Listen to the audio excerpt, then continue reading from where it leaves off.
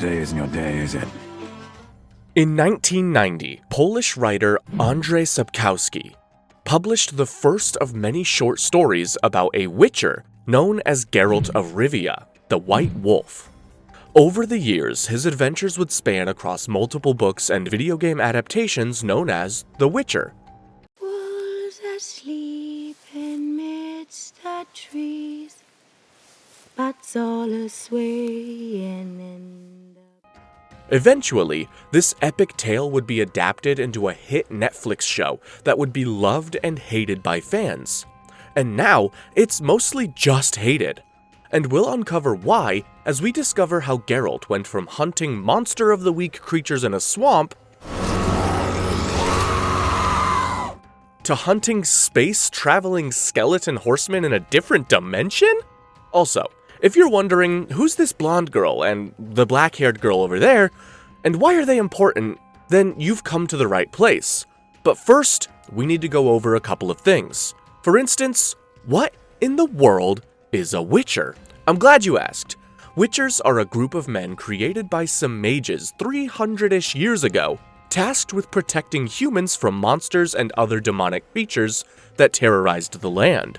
The process to become a witcher, known as the Trial of the Grasses, involves a lot of physical endurance and taking potions that violently mutated their bodies.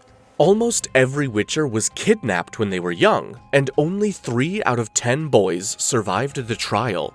The mutations gave the boys increased strength, cat-like reflexes, and a longer lifespan, as well as supernatural abilities. Basically, the Witchers are just Halo Spartans but with magic and no Cortana.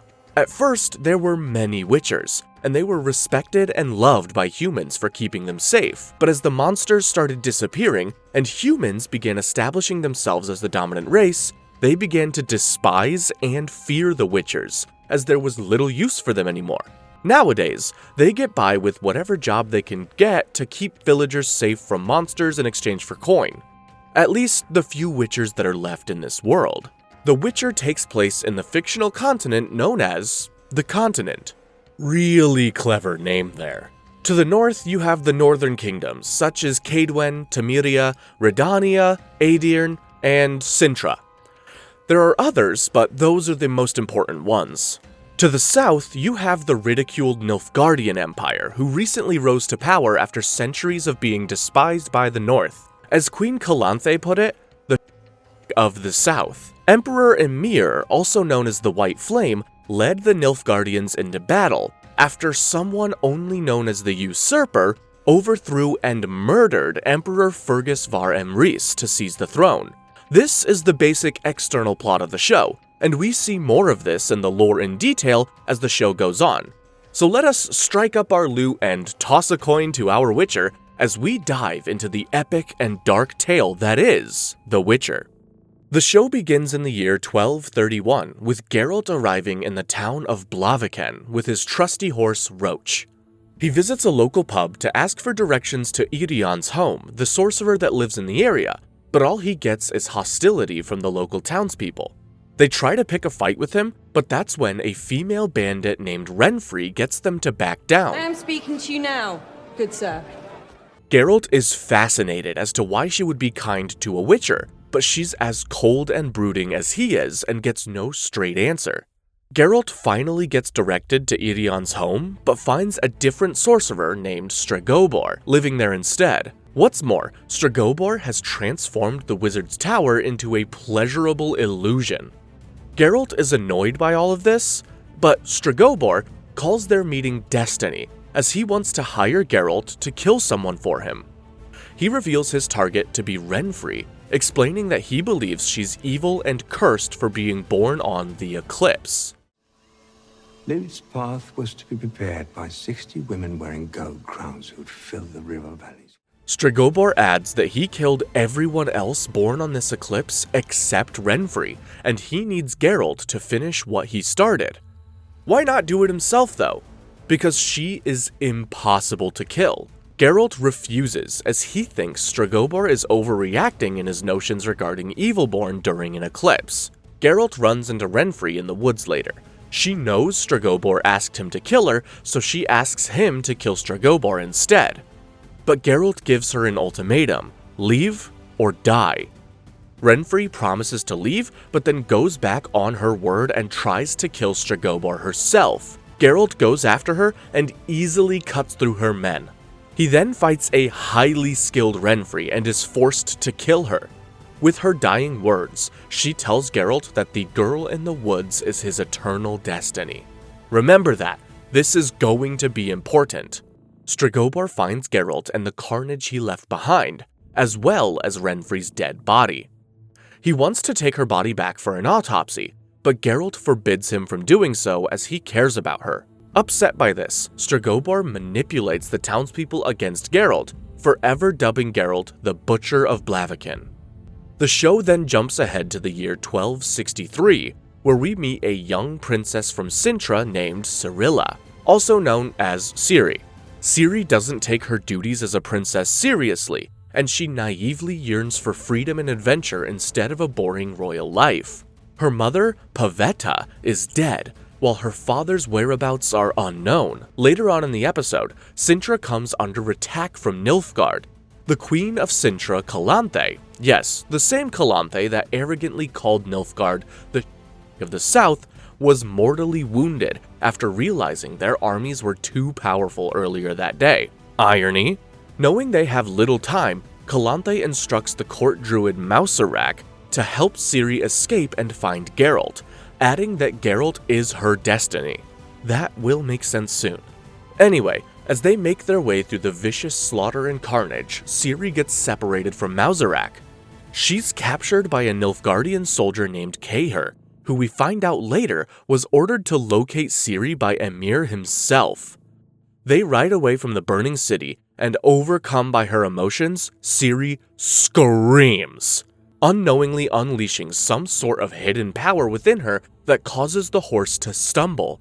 Kaer tries to recapture Ciri, but she keeps screaming, causing a nearby ruined monolith to topple and create a massive rift in the ground between her and Kaer. She runs away, and we're left wondering, what in the hell just happened? By the way, the show's first season is non-linear, so there's going to be 3 different storylines happening at once, and I'll do my best to keep everything clear. And we begin the next episode with the 3rd storyline, which takes place before Geralt's in the year 1206. Here we meet the hunchback stable girl Yennefer of Vendeburg from Aedirn, who is deformed on account of her mixed elven heritage. One day, 2 kids were making fun of her, which caused her to unlock her powerful hidden sorceress abilities and open a portal. Why are there so many young girls in this show that have hidden powers?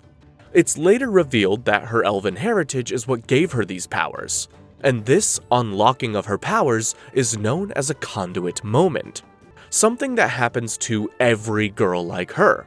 On the other side of the portal, Yennefer meets Istred, another sorcerer. Istrid helps Yennefer get back home and warns her that a powerful sorceress named Tissaia de Varys has sensed Yennefer's abilities and is coming for her. Despite Istrid's best efforts to hide her, Tissaia finds her and straight up buys Yennefer from her father.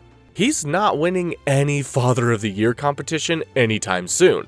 Tissaia then takes Yennefer to Aretuza, a school for sorceresses where they are trained to one day be advisors to kings. But Yennefer is upset by how carelessly she was cast away and tries to delete herself.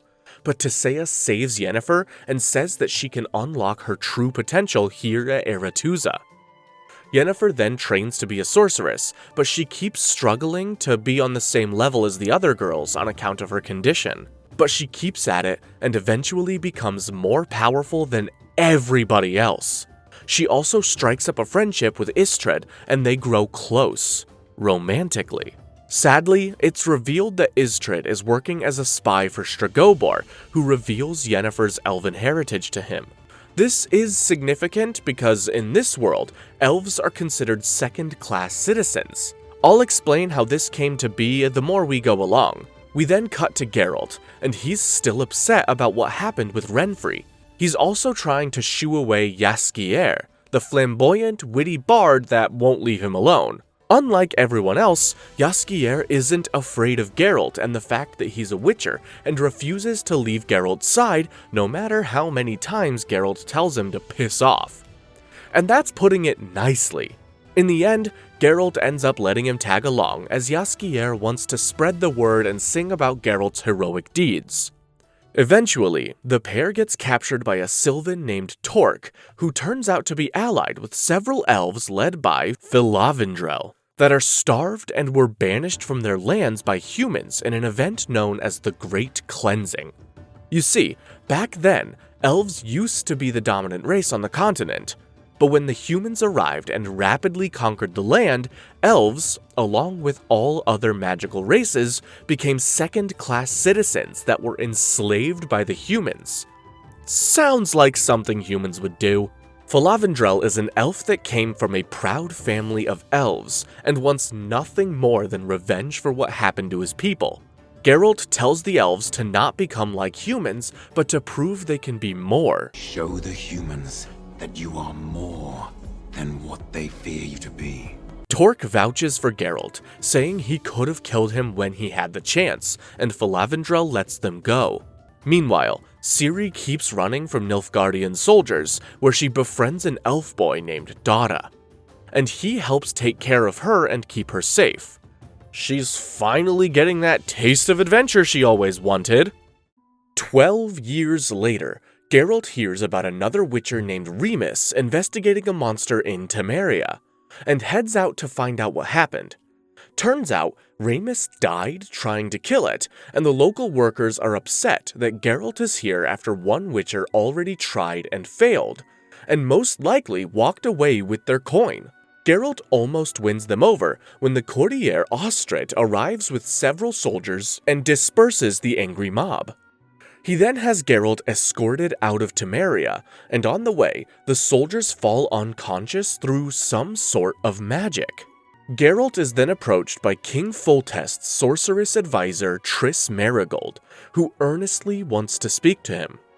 They both know each other, and Triss tells Geralt she wants to save the monster, not kill it. She explains that the monster is cursed and could possibly be King Foltest's daughter, Princess Ada's cursed unborn child, as the monster is emanating from her tomb. Geralt examines Remus's dead body and determines the monster is a striga, so Triss's theory may be correct. Upon investigating, they discover how the child was born and that Foltest tried to cover it up because it was his. They bring this to Ostrit, who confirms their theory, but Geralt isn't buying it.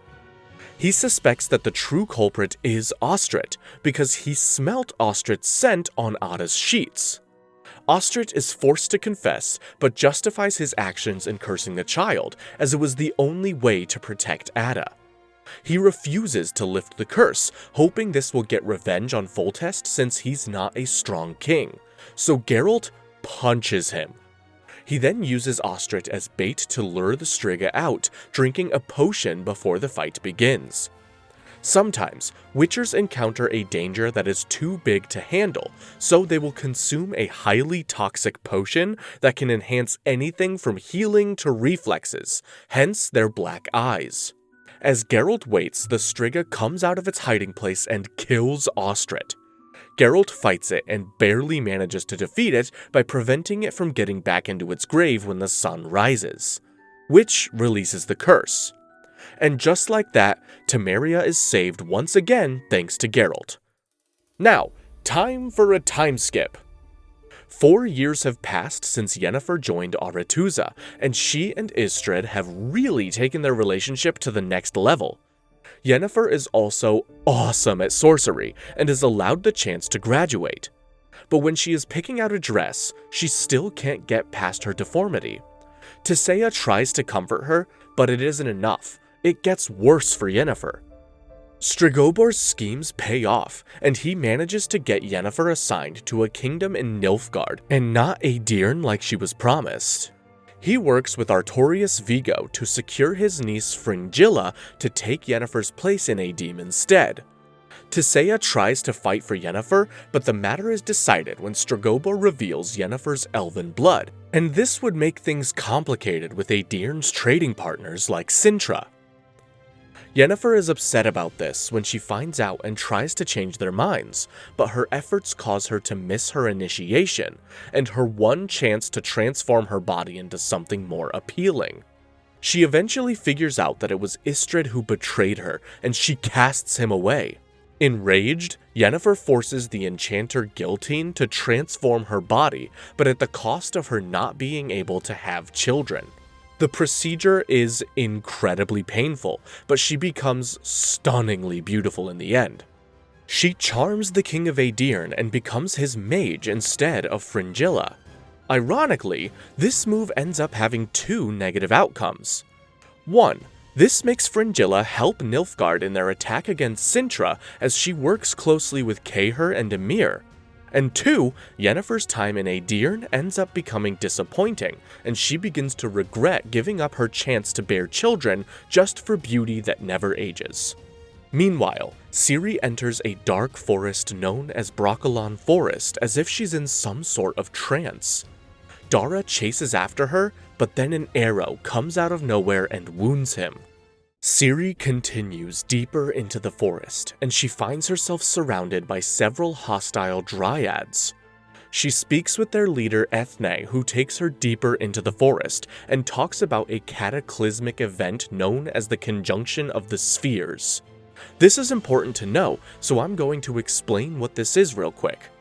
You see, 1500 years ago, a cataclysm affected the multiverse, trapping several races from different dimensions into this world, including every monster and creature. It was then that magic was discovered, allowing the first human wizards to be born, which helped make humans the dominant race. That is how they overthrew the elves. This moment is the reason for everything you see in the universe being the way that it is. Ciri is then taken to Dara, whose wound is being attended to by the other dryads. Ciri and Dara decide to remain in the forest under the protection of the dryads. When they are alone, Ciri reveals to Dara that she is a princess and Calanthe's granddaughter. Dara suddenly becomes defensive towards her. Why? Because Calanthe and her men brutally slaughtered his family. Ciri can't believe this, but comes to realize that he is speaking the truth. Despite resenting her, he encourages her to look for Geralt and find her own destiny.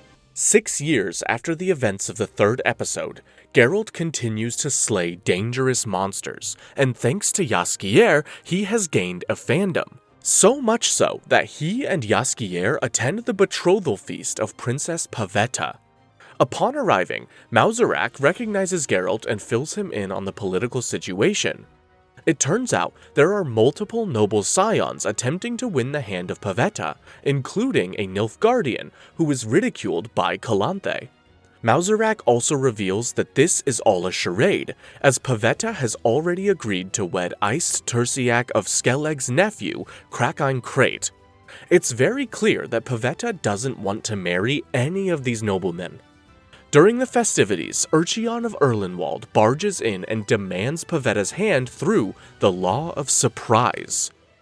Urcheon claims to be a knight and keeps his face covered, but when Iced takes off his helmet, it's revealed his body has been cursed to resemble that of a hedgehog. So, real quick, I need to explain the Law of Surprise before I go on.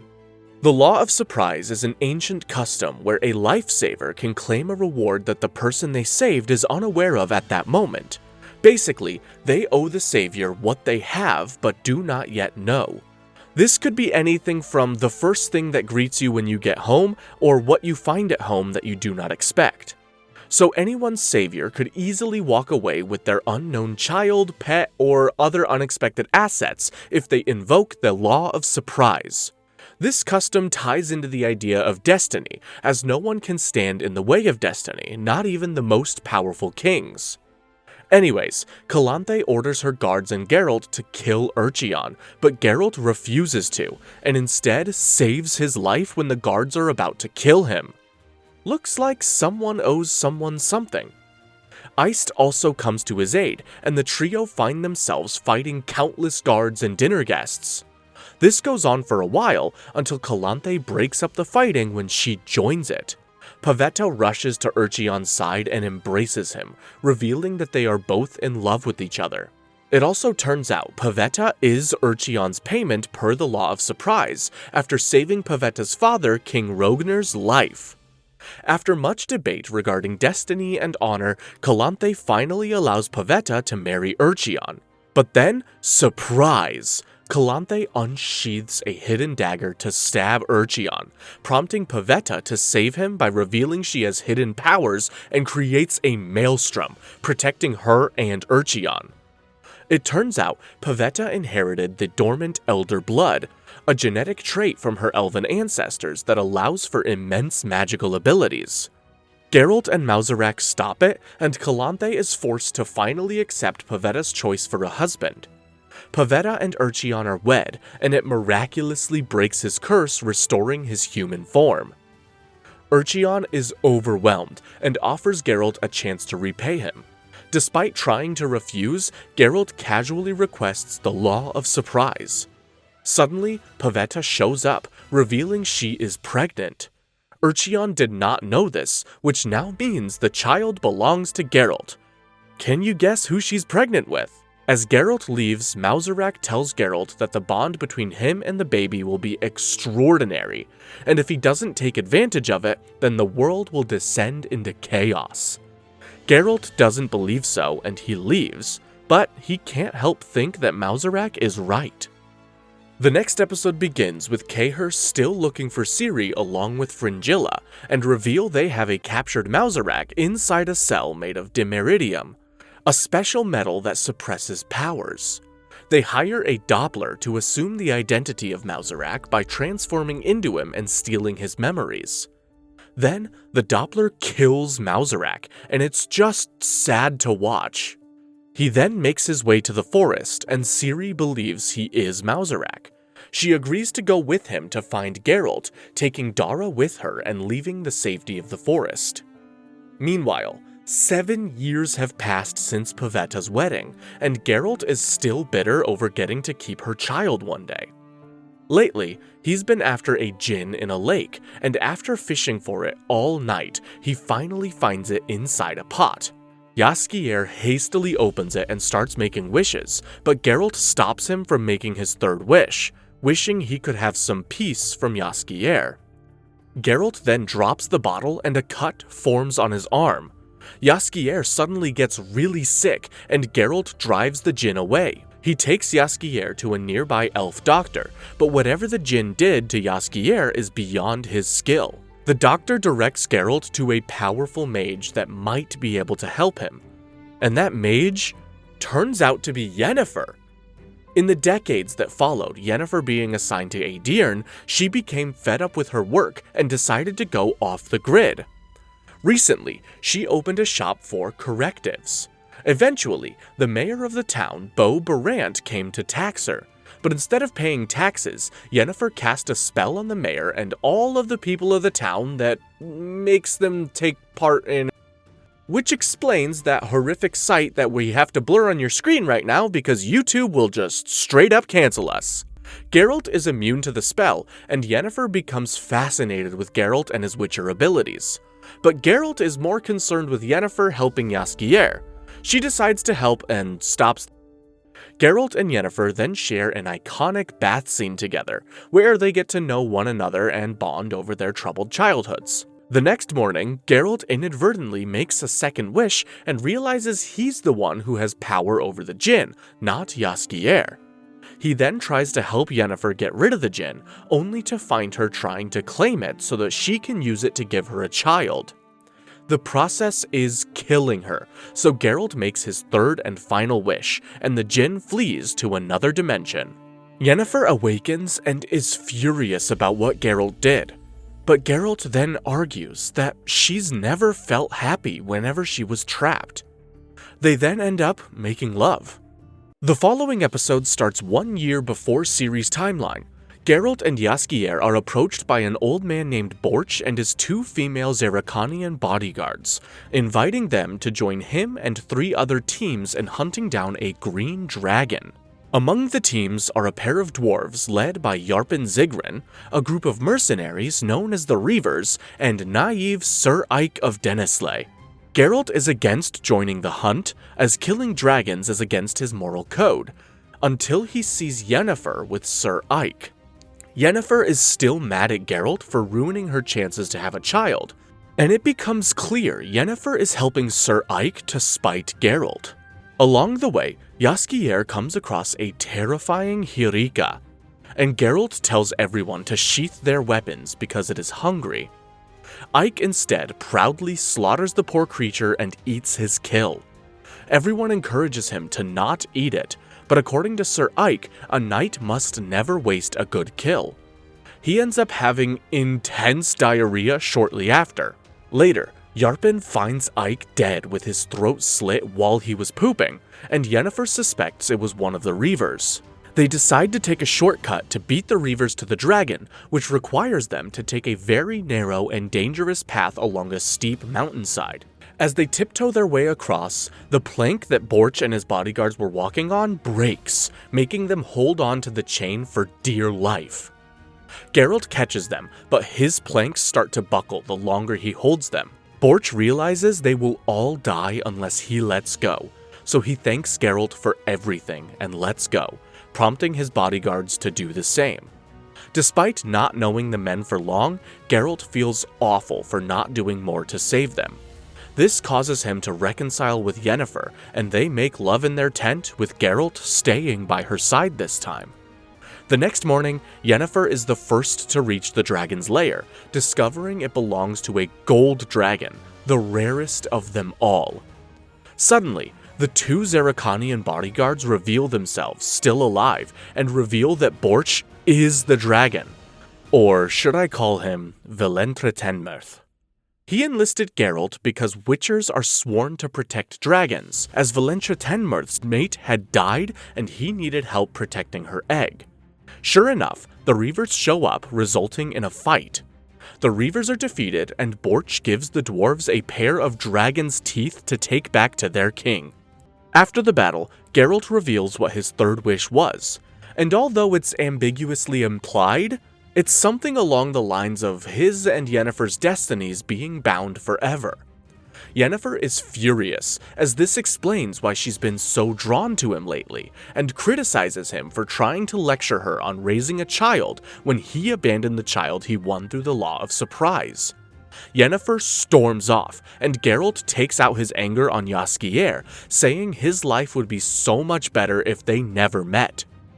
Jaskier realizes that he's right and leaves him, heartbroken. Damn, that's rough! Back with Ciri, Dara begins to doubt that Mauserak is Mauserak and tries to get Ciri to realize it. She takes his advice and constantly asks Mauserak hard questions until the Doppler snaps and reveals he isn't Mauserak. A fight ensues, with Ciri stabbing the Doppler with a silver blade, forcing the Doppler to reveal its hideous true form. Ciri tells Dara to kill him, but Dara wants to question it first, prompting Ciri to hastily attack the Doppler, giving it time to break free. Dara is knocked unconscious, and Ciri runs away as the Doppler chases her. Dara eventually wakes up and finds her, and scolds her for not listening to him, saying she's just like every other human. He's had enough of her and leaves. Man, everyone is leaving this episode! Geralt's timeline begins in this episode right before Nilfgaard attacks Sintra, and he decides it is time to claim his law of surprise. He secretly meets with Mauserak and is shocked to learn that the child is a girl. He then meets with Calanthe to talk about Ciri, but Calanthe refuses to give up the child she raised as well as her only heir. Geralt argues that with Nilfgaard on the rise, Ciri will be safer with him. Calanthe finally allows it, but tricks Geralt into taking another girl instead. When Geralt realizes the deception, Calanthe doesn't hide her trickery, as she's confident the threat of Nilfgaard is nothing to worry about. After all, Nilfgaard is nothing more than the of the south, right? Geralt is then locked up as Calanthe fears Geralt will still attempt to take Ciri. Meanwhile, Yennefer finds her way back to Aretuza, where she learns from Triss and the others about Nilfgaard attacking Sintra. The other mages convene, debating whether or not to aid Sintra or side with Nilfgaard. Fringilla then enters, saying they need to side with Nilfgaard. She claims this is the only way to save the continent, and they only plan on taking Sintra. Many are against this, as Fringilla's methods have gone against everything the Brotherhood, the oldest governing order of sorcerers, has stood for. They all take a vote, and the majority side with letting Sintra fall, believing Nilfgaard will only stop at Sintra. After the vote, Tissaia speaks privately with Yennefer and reveals a small group of mages wish to stop Nilfgaard from advancing north. They know Nilfgaard won't stop after Sintra, so they plan to fight at another spot that Nilfgaard is sure to attack. Yennefer still doesn't care, until Tissaia begs her to at least do it for her. As Sintra falls, Geralt makes his escape from his cell, unaware that Mauserak was already coming to release him. As it's revealed, this is what Calanthe told Mauserak to do before she said, "It's time." It's time. He reports back to Calanthe, and she says that if Geralt escapes, then there is still hope for Ciri, so she is taken away like how we saw in episode 1. As Geralt fights his way through the soldiers, Calanthe's dead body lands near him, shocking him. Moving forward in time to when we last saw Ciri, she is all alone with a horse she stole. When her peasant friends from Sintra find her, she is overjoyed to see them, until they reveal they want to sell her to Nilfgaard as a bounty. As they try to contain her, Ciri accidentally releases another magical pulse, spouting a prophecy before the screen cuts to black, and all we hear is a piercing scream. Ciri awakens to find Zola, the woman she stole the horse from, trying to help her up. We also see her friends brutally killed as well as the horse. Oh, not the horse! In an aerial shot, we see that whatever happened, it came from Ciri. Meanwhile, Yennefer has decided to help the other mages, led by a mage who acts more like a soldier, Vilgefortz. They are on their way to Sodden Hill, the only location that Nilfgaard will try to push through to continue north. They will be aided by Temerian and Kaiwadian forces in 2 days, so they just have to prepare for battle till then. As she helps the army of peasants, Yennefer gains a new sense of purpose as she realizes that despite all the affliction she's endured, she can still make a difference with her gift. That night, Nilfgaard ends up attacking sooner than anticipated, and Yennefer protects them against their first attack. The attacks continue into the morning until only 22 of the mages remain. They see a male mage creating a dense fog coming directly at them, so Tissaia orders the mages to certain positions and directs Yennefer to the tower, while also wanting her to control her chaos. Getting a better view of the Nilfgaardian troops, Yennefer is able to direct the mages to stop each advancing platoon. The tactic slowly works, and Vilgefortz fights Kaer one-on-one. During the fight, Vilgefortz rushes his attacks and Kaer defeats him as he painfully tumbles down a mountain. Fringilla then breaches the gate with her magic and allows troops to fire inside the stronghold using a portal. With their outlook not looking favorable, Tissaia speaks with Fringilla alone and tries to get her to stop this attack. Fringilla instead throws a puff of Dimeridium in her face and unleashes a worm-like parasite inside the stronghold. Mages are being killed left and right, and Triss is wounded trying to hold the breached gate. The worms infiltrate a few of the peasants and mind controls them and another mage named Sabrina. The worms cause them to set off several explosions inside the stronghold, and Sabrina stabs Yennefer. One of the explosions sends them both flying off the tower, but only Yennefer sticks the landing as Sabrina is badly wounded. Bleeding out, Yennefer manages to stand and walk through the now dead peasants into the front gate. She calls out to anyone for help, but she gets no answer. Meanwhile, Vilgefortz proves to be still alive, and he finds a wounded mage that has just defeated several Nilfgaardian soldiers. When he calls out for help, Vilgefortz kills him. Looks like he might not be what he seems. As night falls, Yennefer finds a very weak Tissaia, who says that Yennefer is their best hope to win. Yennefer realizes what she must do, and lets her chaos explode, unleashing her power that engulfs the Nilfgaardian army in a tsunami of fire. Just as the Temerian and Caewedian troops arrive, it's worth noting that fire magic is forbidden. Not far from the battle, Ciri wakes up the next morning after having a dream about Tissaia and Geralt calling out to Yennefer, as she went missing shortly after unleashing her power. She finds herself in Zola's home, but she decides to sneak away to find Geralt.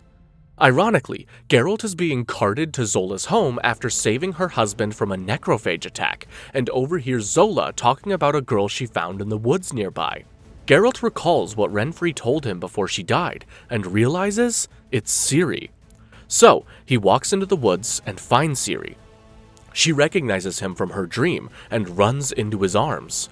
Geralt realizes the power of destiny brought them both together, but Ciri is more concerned about who Yennefer is. Season 2 begins with Vilgefortz and the rest of Temeria and Caewedian troops killing the last of Nilfgaard's army, while Tissaia looks through the memories of fallen soldiers trying to find Yennefer. Unfortunately, she can't find her, and Vilgefortz urges her to move on as Yennefer's most likely dead. That's when Geralt arrives looking for Yennefer too, simultaneously fulfilling Ciri's dream. Does this mean Ciri can predict the future? Tissaia tells Geralt what happened, and he has to accept the fact that Yennefer may be dead. With Ciri now by his side and nowhere else safe for her, Geralt decides to take her to Kaer Morhen, the headquarters for the Witchers and where they used to train. Many Witchers call this place their home and will often find refuge there during the long winters. It used to be well known, but the place was attacked by fanatics and mages when Geralt was being trained as a Witcher. This resulted in the near extinction of all the Witchers, so now they like to keep a low profile. As Geralt puts it, the last time he checked there were 20 Witchers left now, maybe less. Meanwhile, Tissaia did capture Kaer and now holds him prisoner in Aretuza while she questions him on what Nilfgaard's next move is. And by question, I mean she tortures him. In the meantime, you'll be happy to know that Yennefer is not dead, but is currently Fringilla's prisoner. It turns out Fringilla and what's left of the Nilfgaardian army are on the run. Her plan is to use Yennefer as a bargaining chip for ruining Nilfgaard's chance to conquer the north. But at the end of the episode, all of Fringilla's men are slaughtered by an unknown enemy, leaving her and Yennefer all alone. The next episode starts with Yennefer and Fringilla waking up in an elven cart the next morning, commanded by Filavandrel. Welcome back, buddy! He is taking them to a dig nearby an elven temple built by a ruined monolith. They are brought here before their powerful sorceress Francesca Findabar, who immediately silences Fringilla when she tries to bargain with her. This is significant because elven mages were thought to be all dead. It's also worth noting that she and Filavandrel are a thing, and Francesca is pregnant with his baby. Francesca is annoyed that she was brought humans until Yennefer reveals she's part elf. But Francesca is quick to point out that Yennefer is not an elf because she doesn't act like one. She reveals that she has been seeing visions of a white-robed figure believed to be the elven prophet Ithleen. Ithleen's prophecy foretells the end of times via a white frost ice age, and the rebirth of the world through the birth of a child of the elder blood. What's strange is Yennefer and Fringilla have been having a similar dream, but of a figure in a red and black robe, respectively. Filavandrel then finds out about their dreams after overhearing them, and has them share them with Francesca. It seems destiny has brought them together. They are taken to a temple and led to an altar with elven speech written on it. Behold the Mother of Forests, the Deathless Mother, nesting in dreams. They also see an incantation about a hut with no doors. Fringilla's father used to scare her with stories about a witch in the woods, but Francesca believes that the Deathless Mother is one of the old gods. Her other name is Voleth Meir, and she is known for feeding on other people's pain. Suddenly, a secret passageway opens up beneath the altar, and Yennefer, Fringilla, and Francesca investigate. The passage leads to a hut with no doors, where they suspect Voleth Meir lives. They awaken the hut and then are all transported inside, where each of them simultaneously sees Voleth manifesting herself dressed like how she was in each of their dreams. Voleth makes Fringilla a proposition to gain power, while Francesca makes an offer to rebuild the elven community through the birth of a pure elf. This is significant because elves have a low birth rate on account of their longevity and how many of them died during their fertility years. A pure-blood elven baby could be seen as a miracle and a symbol of the rebirth of the elven race. As for Yennefer, Voleth leaves her to suffer a bit longer because she lost her chaos due to using fire magic at the Battle of Sodden Hill. Like I said, fire magic is forbidden. Fire is dangerous magic. She is eventually set free and released along the road where the elves and Fringilla are on their way to Nilfgaard to make an alliance between them. Yennefer calls them fools for putting their faith in an evil witch, but Fringilla doesn't believe it. Meanwhile, Geralt and Ciri arrive at Kaer Morhen, which is now a ruined fortress of what it used to be. He's welcomed by the other witchers, such as Lambert and Cohen, as well as the only witcher to survive the attack Geralt was talking about, who has been a father figure to them all, Vesemir. As they sit around the fire recounting their past tales, another witcher named Eskel shows up. Geralt is the first to embrace him, and Eskel claims he's late because he was taking care of a rare leshy. He says it took him 6 hours to kill it and still feels the sting of one of its roots in its shoulder. That night they are attacked by a leshy, which turns out to be Eskel, courtesy of the leshy he killed. Geralt and Vesemir work together to try to save Eskel, but when he's about to strangle Vesemir, Geralt has no choice but to kill him. Having to kill another witcher upsets Geralt, but Vesemir says he did what he had to do. Vesemir then hangs Eskel's medallion on the medallion tree, along with all the other dead witchers, and Geralt begins Ciri's training. Episode 3 starts with Ciri training. Vesemir dissects the leshy Eskel turned into, trying to find a reason for the mutation. He can't figure anything out, and Geralt just tells him to let Eskel rest. Meanwhile, Ciri continues her training and is goaded by Lambert and Cohen to attempt a dangerous obstacle course. Despite getting the kicked out of her many times, she remains persistent to reach the end and even impresses Geralt when she gets so close. Yet, he's still concerned she attempted something suited for a witcher. The next day, Geralt reveals to Ciri that she might have inherited her mother's powers, and they go to a spot in the woods where she is being pulled to. When they get there, they find the leshy Eskel said he killed still alive. Geralt protects Ciri from it, but they have bigger problems. A monstrous centipede-like creature known as a myriapod appears and kills the leshy before it chases them. Geralt kills it before it can hurt Ciri, but she's stressed now. What could all of these monster appearances mean? Meanwhile, Fringilla has allowed Nilfgaard to be a safe haven for elves through the alliance she made with the elves. She then speaks privately with Francesca, wanting to strengthen their alliance between their people so she can use their elves and their knowledge to invade the north. Francesca accepts, on the condition her people have a place where they can preserve a future. Little does Francesca know that Fringilla is only doing this to prove to the White Flame, aka Emperor Emir, she is a capable leader. Back at Aretuza, the other mages discuss how to handle the elves trying to align with Nilfgaard when Yennefer arrives. Tissaia is overjoyed to see that she's still alive after just declaring her dead. Regardless of how happy she is to see her, Tissaia informs Yennefer that despite her heroic efforts during the battle, it's best if Vilgefortz gets all the credit. This is because her absence has aroused suspicion amidst the Brotherhood, especially since she used forbidden fire magic to win the battle. After much debate, Stregobor and the other mages decide the only way Yennefer can prove her innocence is if she kills Kaer, proving that she isn't sided with the enemy. Yennefer is more upset about not being able to use her magic, as her magic had been her identity. Now, she's nothing. Because it's all I have left! Yennefer tries to leave at night, but Istred stops her. He warns her that Stragobor's guards are outside and tries to convince her that she can trust him. Istred tells her he plans to help elves migrating to Cintra, but Yennefer isn't moved by his noble quest. Yet, she heeds his advice and doesn't leave. Yennefer goes through with executing Kaer. It is a big, ceremonious event with several northern kings like Foltest and King Vizimir of Redania being present. By now, Yennefer has realized Kaer is being used as a tool to protect herself from the Brotherhood. So, to avoid the trap, she frees Kaer instead of killing him. They escape together on horseback, now on the run from the Brotherhood and the Northern Kingdoms.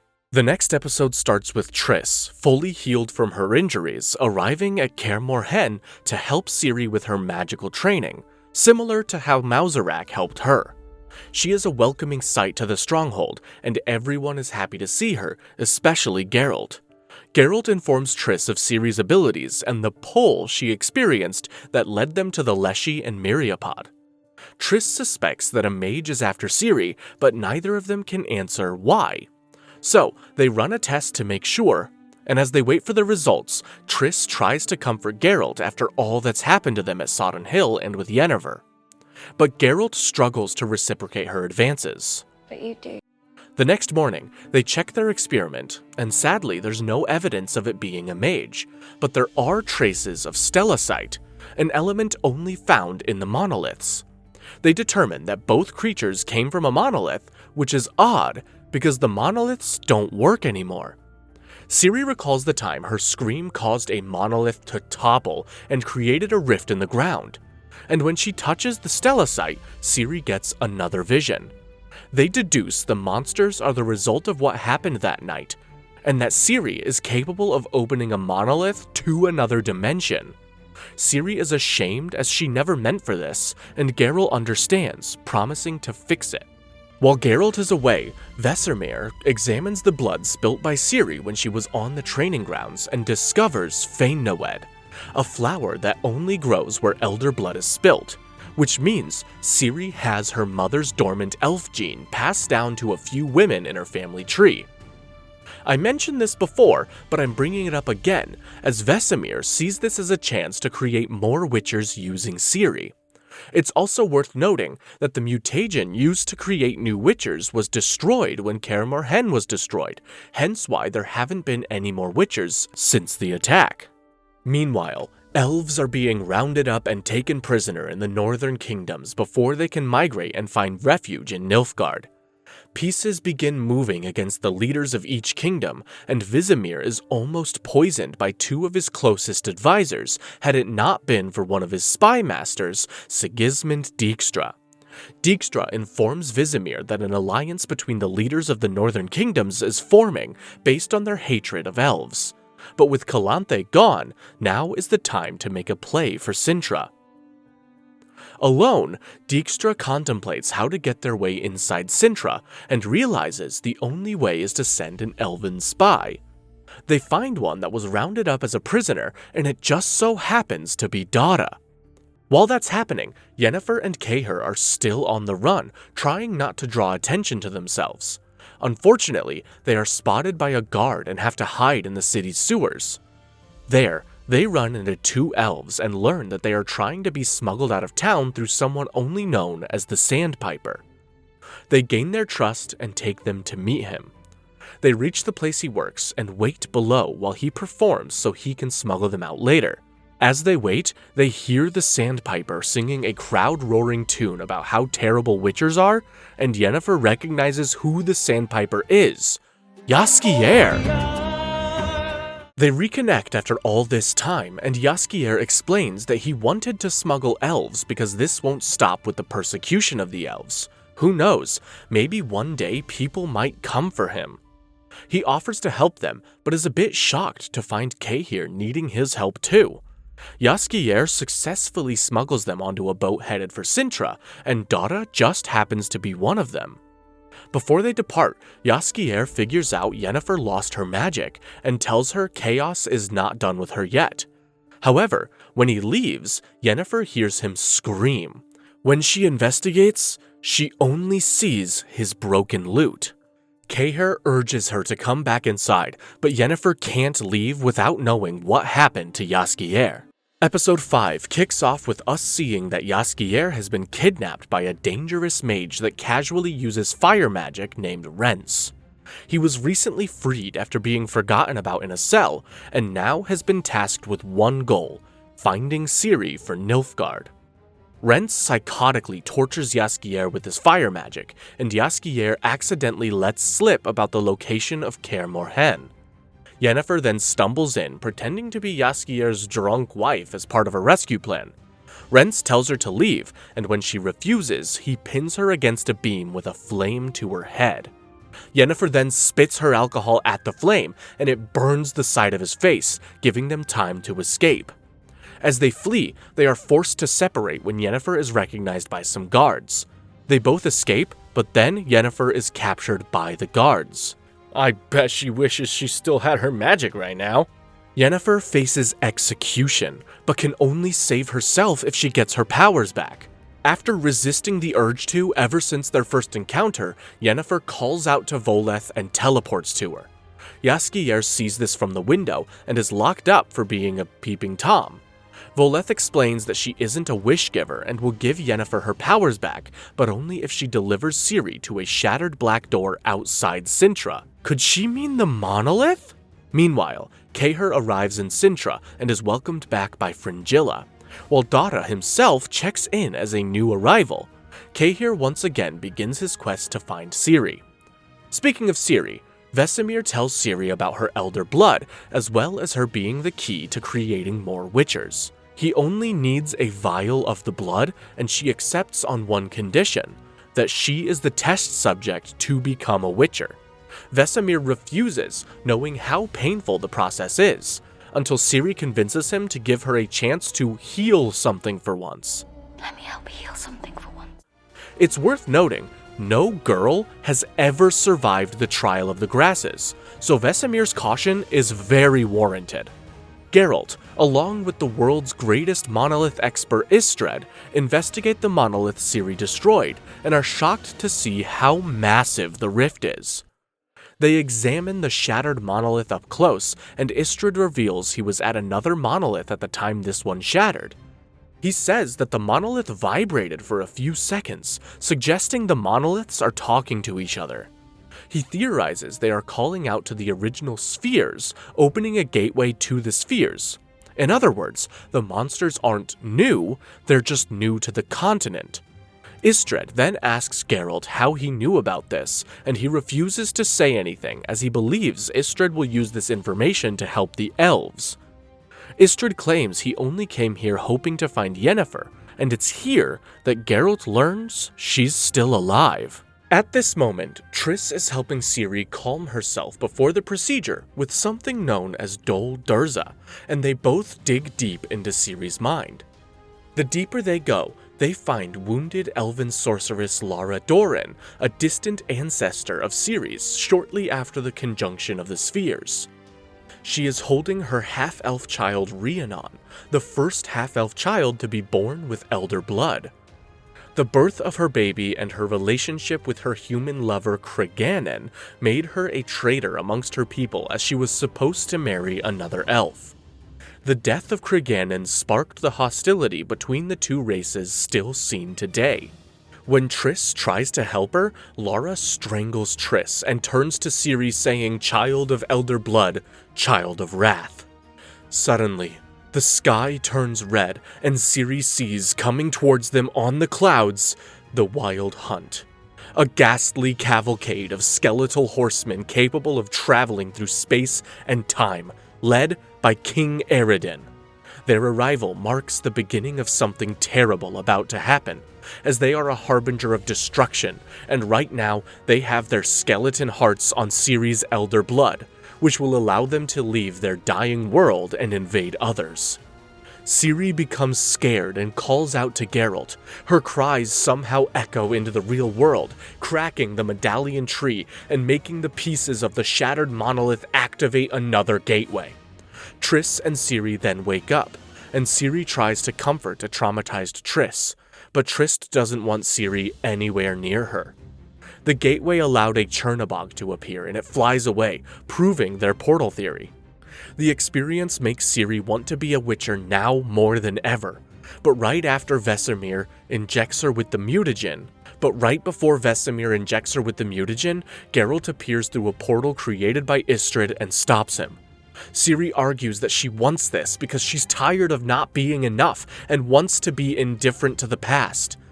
Geralt comforts her by saying she is already enough, and being a Witcher won't change that. Her best chance is to kill the hatred and move on. Geralt then decides it's time they leave Kaer Morhen, and they head to the Melitelli Temple, a safe place where violence is prohibited. Along the way, they are attacked by the Chernabog that escaped. Geralt fights it, but it comes at Ciri and badly wounds Roach. It flies away, and Geralt has no choice but to put down his oldest companion. Man, they didn't have to do Roach like that. Geralt then defeats the Chernabog using Ciri as bait, avenging Roach's death. Back at Kaer Morhen, Vesemir finds comfort with Triss as he is ashamed for what he was about to do to Ciri. Suddenly, they are attacked by Rents and his scarred face. He proves to be more powerful than Triss and badly burns Vesemir before leaving, but not without the mutagen. Geralt and Ciri then arrive at the temple, and we see Yennefer is also there, waiting for an opportunity to steal Ciri. She does run into Geralt, and they are both overjoyed to see each other as they fall into each other's arms again. Ciri walks in on them, and Yennefer realizes she is Geralt's child surprise. Child surprise. Meanwhile, Francesca goes into labor sooner than expected, but successfully gives birth to a pure-blood elven baby girl that they name Fiona.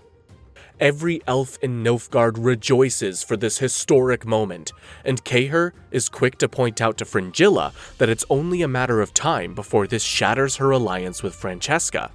I mean, he's got a point. If the elves know they can reproduce on their own, they don't need any help from the humans. He then reveals the White Flame is on his way to Nilfgaard. Meanwhile, Rents attacks the temple along with the Michelet brothers. He tries to steal Ciri. Geralt comes to her aid, entrusting Ciri with Yennefer. They make their way to a room, but there's no exit and Rents is right behind them.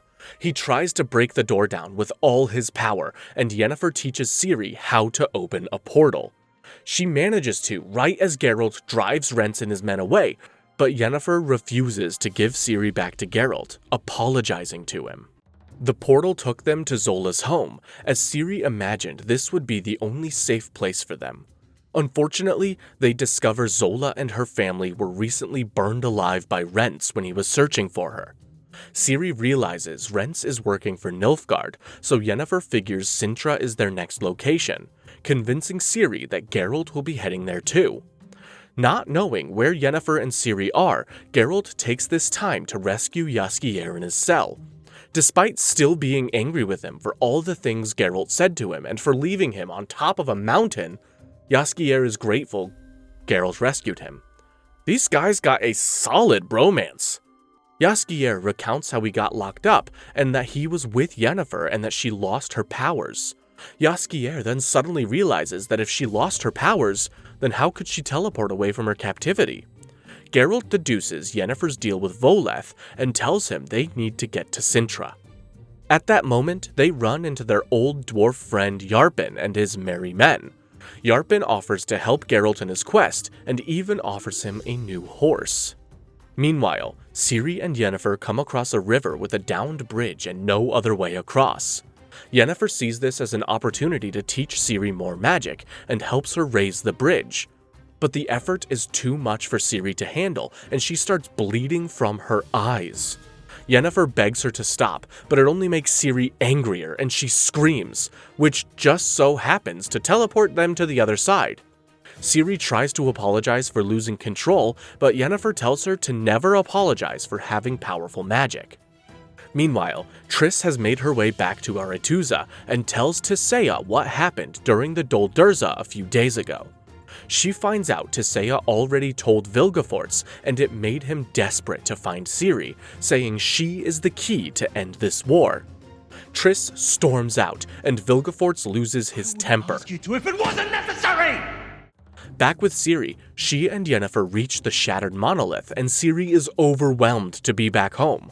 She can also sense Yennefer is acting stranger the closer they get to the monolith, and that's when she realizes Geralt isn't here and this was all a trap. Yennefer tries to apologize, but then Ciri gets angry and creates another rift that reaches all the way back to Sintra. Sintra soldiers experience this and sound the alarms. Soldiers come after them, but luckily, Geralt and the dwarves come to their rescue, killing the soldiers. Geralt then turns his blade on Yennefer, not sure if he can trust her anymore. He tells Ciri to take Jaskier, Yarpen, and his men to Kaer Morhen while he deals with Yennefer. Meanwhile, Francesca and Filavandrel awaken to find Fiona murdered, and Francesca's outburst of pain gives Voleth the strength to break free and possess Ciri. Ciri suddenly finds herself back in Sintra with Mauserak during a past memory, while Voleth makes her way through Kaer Morhen using Ciri's body, killing sleeping witchers. She's about to kill Vesemir, but Geralt arrives and stops her along with Yennefer. She runs off, disappearing somewhere into Kaer Morhen. Witchers prepare to battle Voleth by consuming potions, and Geralt finds her in front of the medallion tree. Geralt offers himself in exchange for Ciri, but Voleth uses Ciri's abilities to split the tree in two, revealing there was a monolith inside the tree all this time. She shatters it, sending sharp pieces at the Witchers, before opening a portal that allows two monstrous creatures from another dimension to enter. It becomes too difficult, so Geralt tries to reach Ciri in her fantasy, slowly getting to her. Witchers begin dying left and right, and Ciri resists Geralt trying to save her, so Yennefer decides to be a vessel for Voleth instead of Ciri as a way to redeem herself. And Geralt tells Ciri the only way to defeat Voleth is to open the monolith via a portal and send her through. It works, and Geralt, Yennefer, and Ciri are also thrust through it, with Voleth immediately leaving Yennefer's body. The Wild Hunt just so happens to be there, and Voleth possesses their ranks. They charge towards the heroes, calling out to Ciri, but Ciri teleports them away just in time. After that, Yennefer tends to the wounded Witchers, revealing her powers are back. As they deal with Voleth, Dara reveals he is no longer Dijkstra's spy after he became fed up with their manipulation, which may be the reason why Fiona was killed. Dara blames himself for destroying his people's hope, but Francesca doesn't blame him, but Redania. They ride to Redania and kill several human babies in retaliation. Francesca and the others vow that this is just the beginning, and that night, Istrid arrives at the camp. At first, they want to kill him because he's human, until he tells them of Ciri and her elder blood. Francesca realizes this is who Ithleen prophesized, and is the only one who can save them. Little do they realize Dijkstra's owl, who's a shape-shifting mage named Philippa, was listening to their conversation and reports back to him. Dijkstra then says it's time they pay back their benefactor, and mentions some sort of bard. Surely they don't mean Jaskier. Could he be working for Redania? Geralt and Yennefer get a chance to speak after everything, and Geralt says he can't forgive her for what she did. Regardless, he recalls something Vilentre Tenmirth said to him, that they are destined for each other, but destiny alone isn't enough. So the one thing that will tie them together is Ciri. There is one thing that has been bothering Geralt all this time. How did Nilfgaard know Ciri was the key to everything before everyone else? The answer, my friends, is quite simple. Emperor Emhyr of Nilfgaard, the White Flame, is Urcheon, Ciri's father. Season 3 starts with us learning that ever since the events of Kaer Morhen, Geralt, Yennefer, and Ciri have been on the run from bounty hunters, either working for rents or simply just trying to kill them. If they ever get a chance to lay low somewhere, Yennefer continues training Ciri on controlling her chaos. though Ciri struggles with the discipline required. After 6 whole months of this, they decide to settle down in a home provided by Yarpen, which means they finally get adequate food and a chance to act like a family. Sometime later, the trio decides to attend a festival, doing their best to not get noticed. Their fun is ruined when they are attacked by a jackapace at the festival's maze, no doubt sent by Rents. Now exposed, they decide the only way they can defeat Rents is to set a trap for him, and also because they are tired of running. In Redania, Vizimir is upset with Dijkstra. He was promised Ciri as his wife, and she hasn't been found yet. So, he assigns his weak-minded brother Radovid to locate Ciri, which doesn't make Dijkstra very happy. Philippa and Radovid track down Jaskier, confirming he has been working for Redania, even during his days as the Sandpiper. They discuss plans to capture Ciri, but Radovid is more preoccupied with being starstruck in the presence of his favorite bard. Philippa gives Jaskier 5 days to locate Ciri, promising to make him the royal bard if he succeeds. As they leave, Yarpen finds Jaskier, telling him his friend needs help, and he joins them at Shaerrawedd. There, they successfully draw Rents out and fight him. Yarpen's men arrive to even the odds, and Rents opens a dark portal to escape, with Geralt right behind him. The portal takes them to Rents's base of operations in the Redanian castle Vuilpana.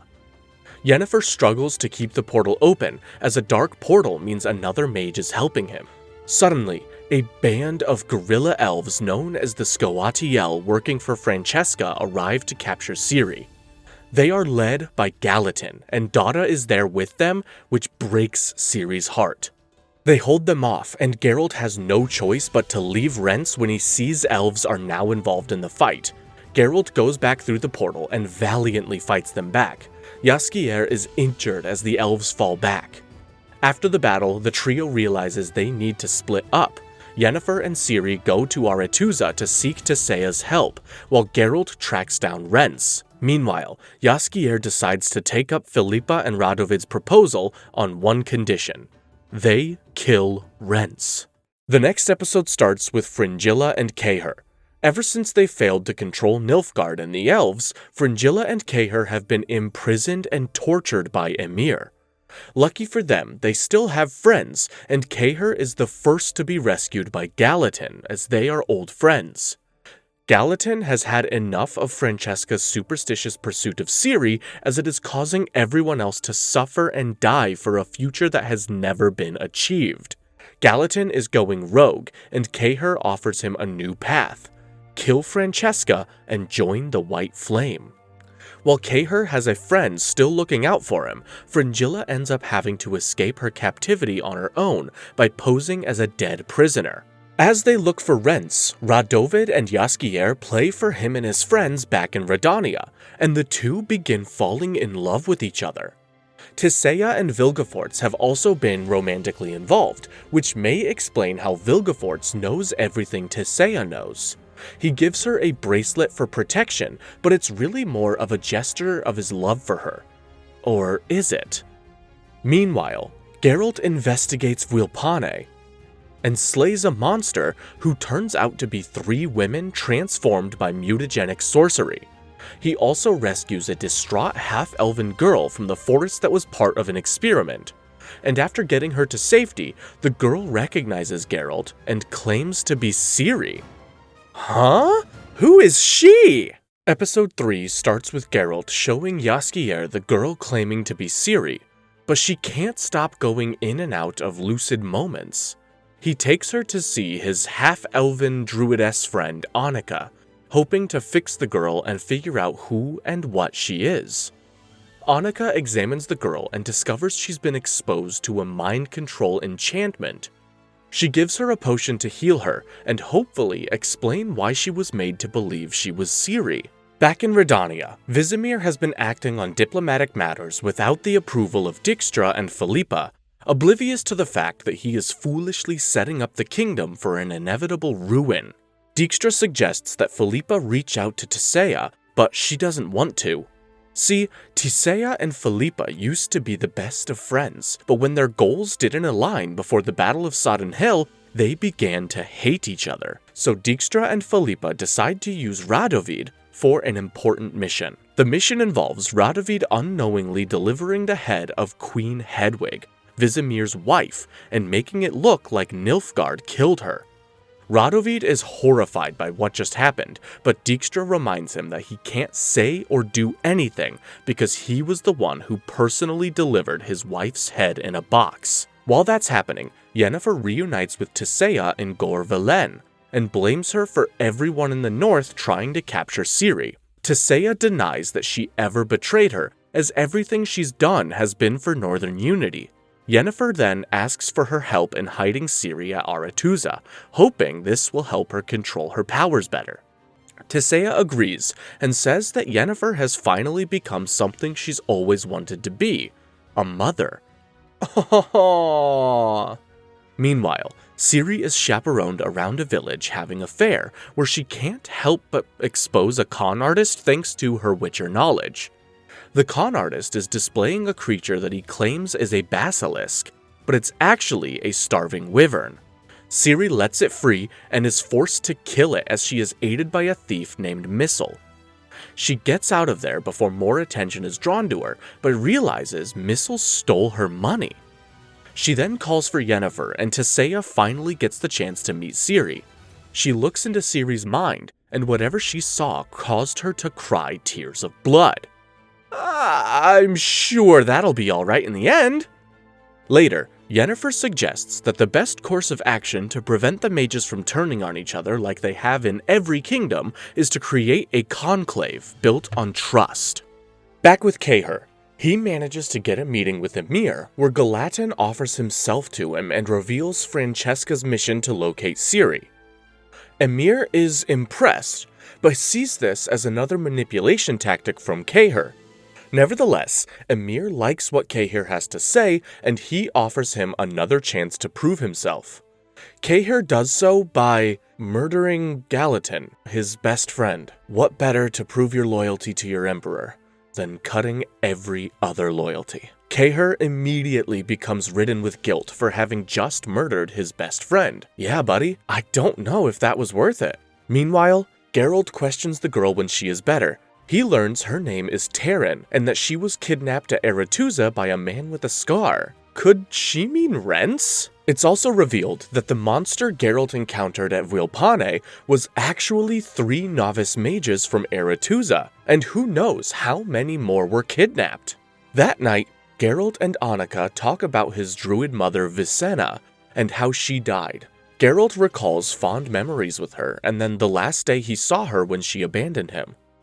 They were on the road when she was sick and thirsty, so Geralt, being the best son in the world, went to the river nearby to fetch some water, but when he came back, she was gone. And that's when Vesemir found a young Geralt, calling out for his mother. It's really a sad tale. No wonder this guy broods more than any of the other witchers. Meanwhile, Ciri decides to go back to Geralt, but on the road she is found by the Wild Hunt. They chase her, but luckily Geralt comes to her rescue and drives them away with a few blasts of his magic. Ciri and Geralt embrace, and a bit of their armor confirms the Wild Hunt is real, and that Ciri did accidentally leave the monolith open for them to enter their world. To be continued in Season 5. The following episode kicks off as Yennefer brings her conclave proposal to the other mages. It isn't well received at first, but they all have negative opinions regarding her and the ridiculous idea that the Northern Kingdoms can work together after everything. Yennefer tells them that they need to move on from the past in order to preserve the future, and above all, learn to trust one another. I guess this means no more scheming. I'm looking at you, Stregobor! Vilgefortz is the first to voice his approval of this, and the rest of the mages follow. All except for Stregobor, who calls Yennefer an overgrown fungus. Real mature, buddy. Meanwhile, Triss has been trying to investigate the missing students like Terran, and runs into Istred in the library. Istred has been trying to locate the Book of Monoliths, which holds the key to traveling between spheres, but it's gone missing. Triss then realizes that every girl that was taken is half-elf, and Istredd figures out that whoever took the book must be trying to get rid of mages that aren't pure-blooded. Is there someone out there that doesn't like elves that much? While that's going on, Yennefer attends Hedwig's funeral and asks that Vizimir allow Philippa to join their new conclave. Vizimir allows it after Yennefer appeals to him, but he insists that Dijkstra and Radovid join too. As she portals back to Aretuza, someone corrupts her portal and tries to kill her with an illusion of Geralt. Luckily, she makes it back to Aretuza barely even hurt, but Triss notices there are traces of stellacite on her. Triss tells Istredd about this, and they use a locator spell to find where the book is using the stellacite Yennefer had on her. Anyway, after proving his loyalty, Kaer joins forces with Francesca in their search for Ciri. The elves refuse at first, but then they decide to join forces, as they have no other choice after everything that's happened to them. Meanwhile, Geralt, Ciri, and Jaskier arrive at Aretuza for a banquet to celebrate the new conclave. Jaskier is instructed to keep Ciri company in a safe haven while everyone parties during the banquet. Why? Well, there may be certain mages that want Ciri, but while he watches Ciri, Jaskier hears a noise outside. He investigates, armed with his trusty lute, and discovers Radovid trying to see him. Radovid confesses his love for Jaskier and shows that he learned Jaskier's song. Jaskier is absolutely touched by this and kisses him. Meanwhile, Yennefer tells Geralt about the assassination attempt she survived, and they both deduce that Stregobor is Rence's boss. They don't have sufficient proof, so they have to be careful with how they act around Stregobor during the banquet. Episode 5 starts as everyone mingles about and sets in motion the political pieces for the evening. It's basically one big, happy, passive-aggressive reunion for almost all of our characters. During this, Yennefer learns from Istredd about the book and that they believe Stregobor has it. She reports back to Geralt, so he and Istredd devise a heated distraction so Yennefer can slip away and look inside Stregobor's quarters.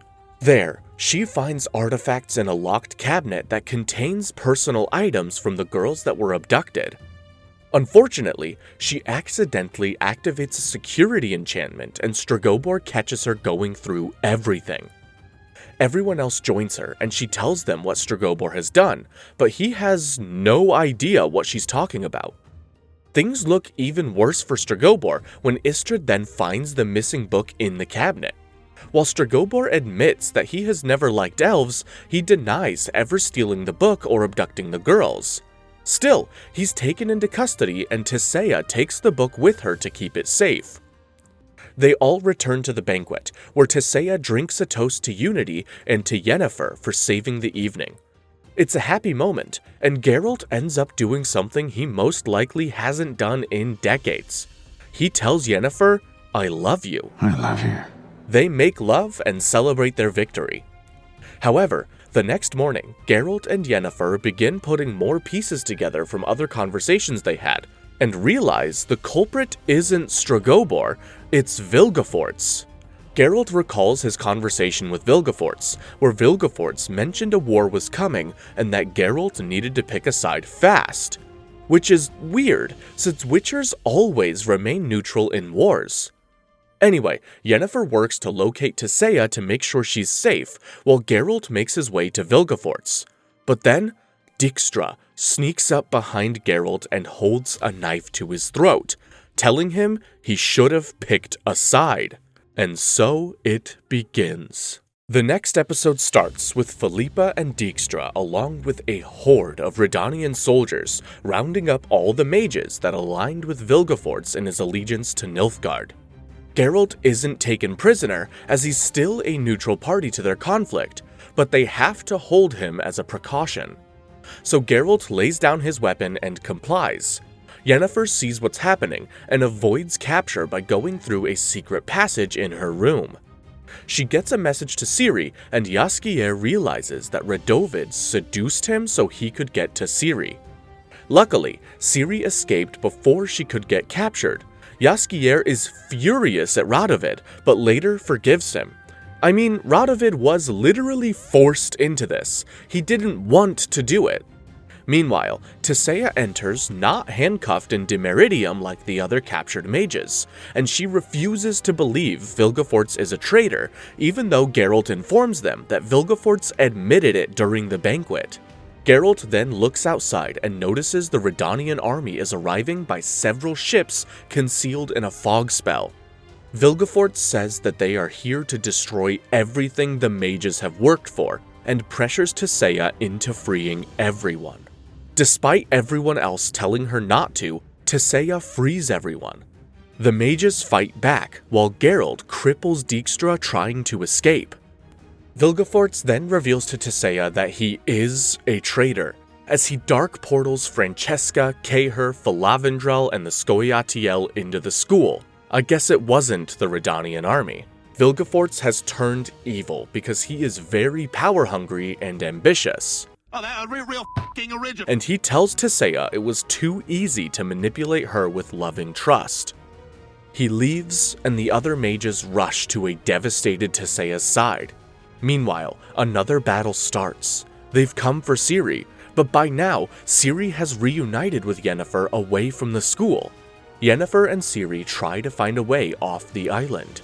During the fight, Tissaia tries to cast a killing blow at Francesca, but Falavendral does a "get down, Mr. President," and sacrifices himself to save her.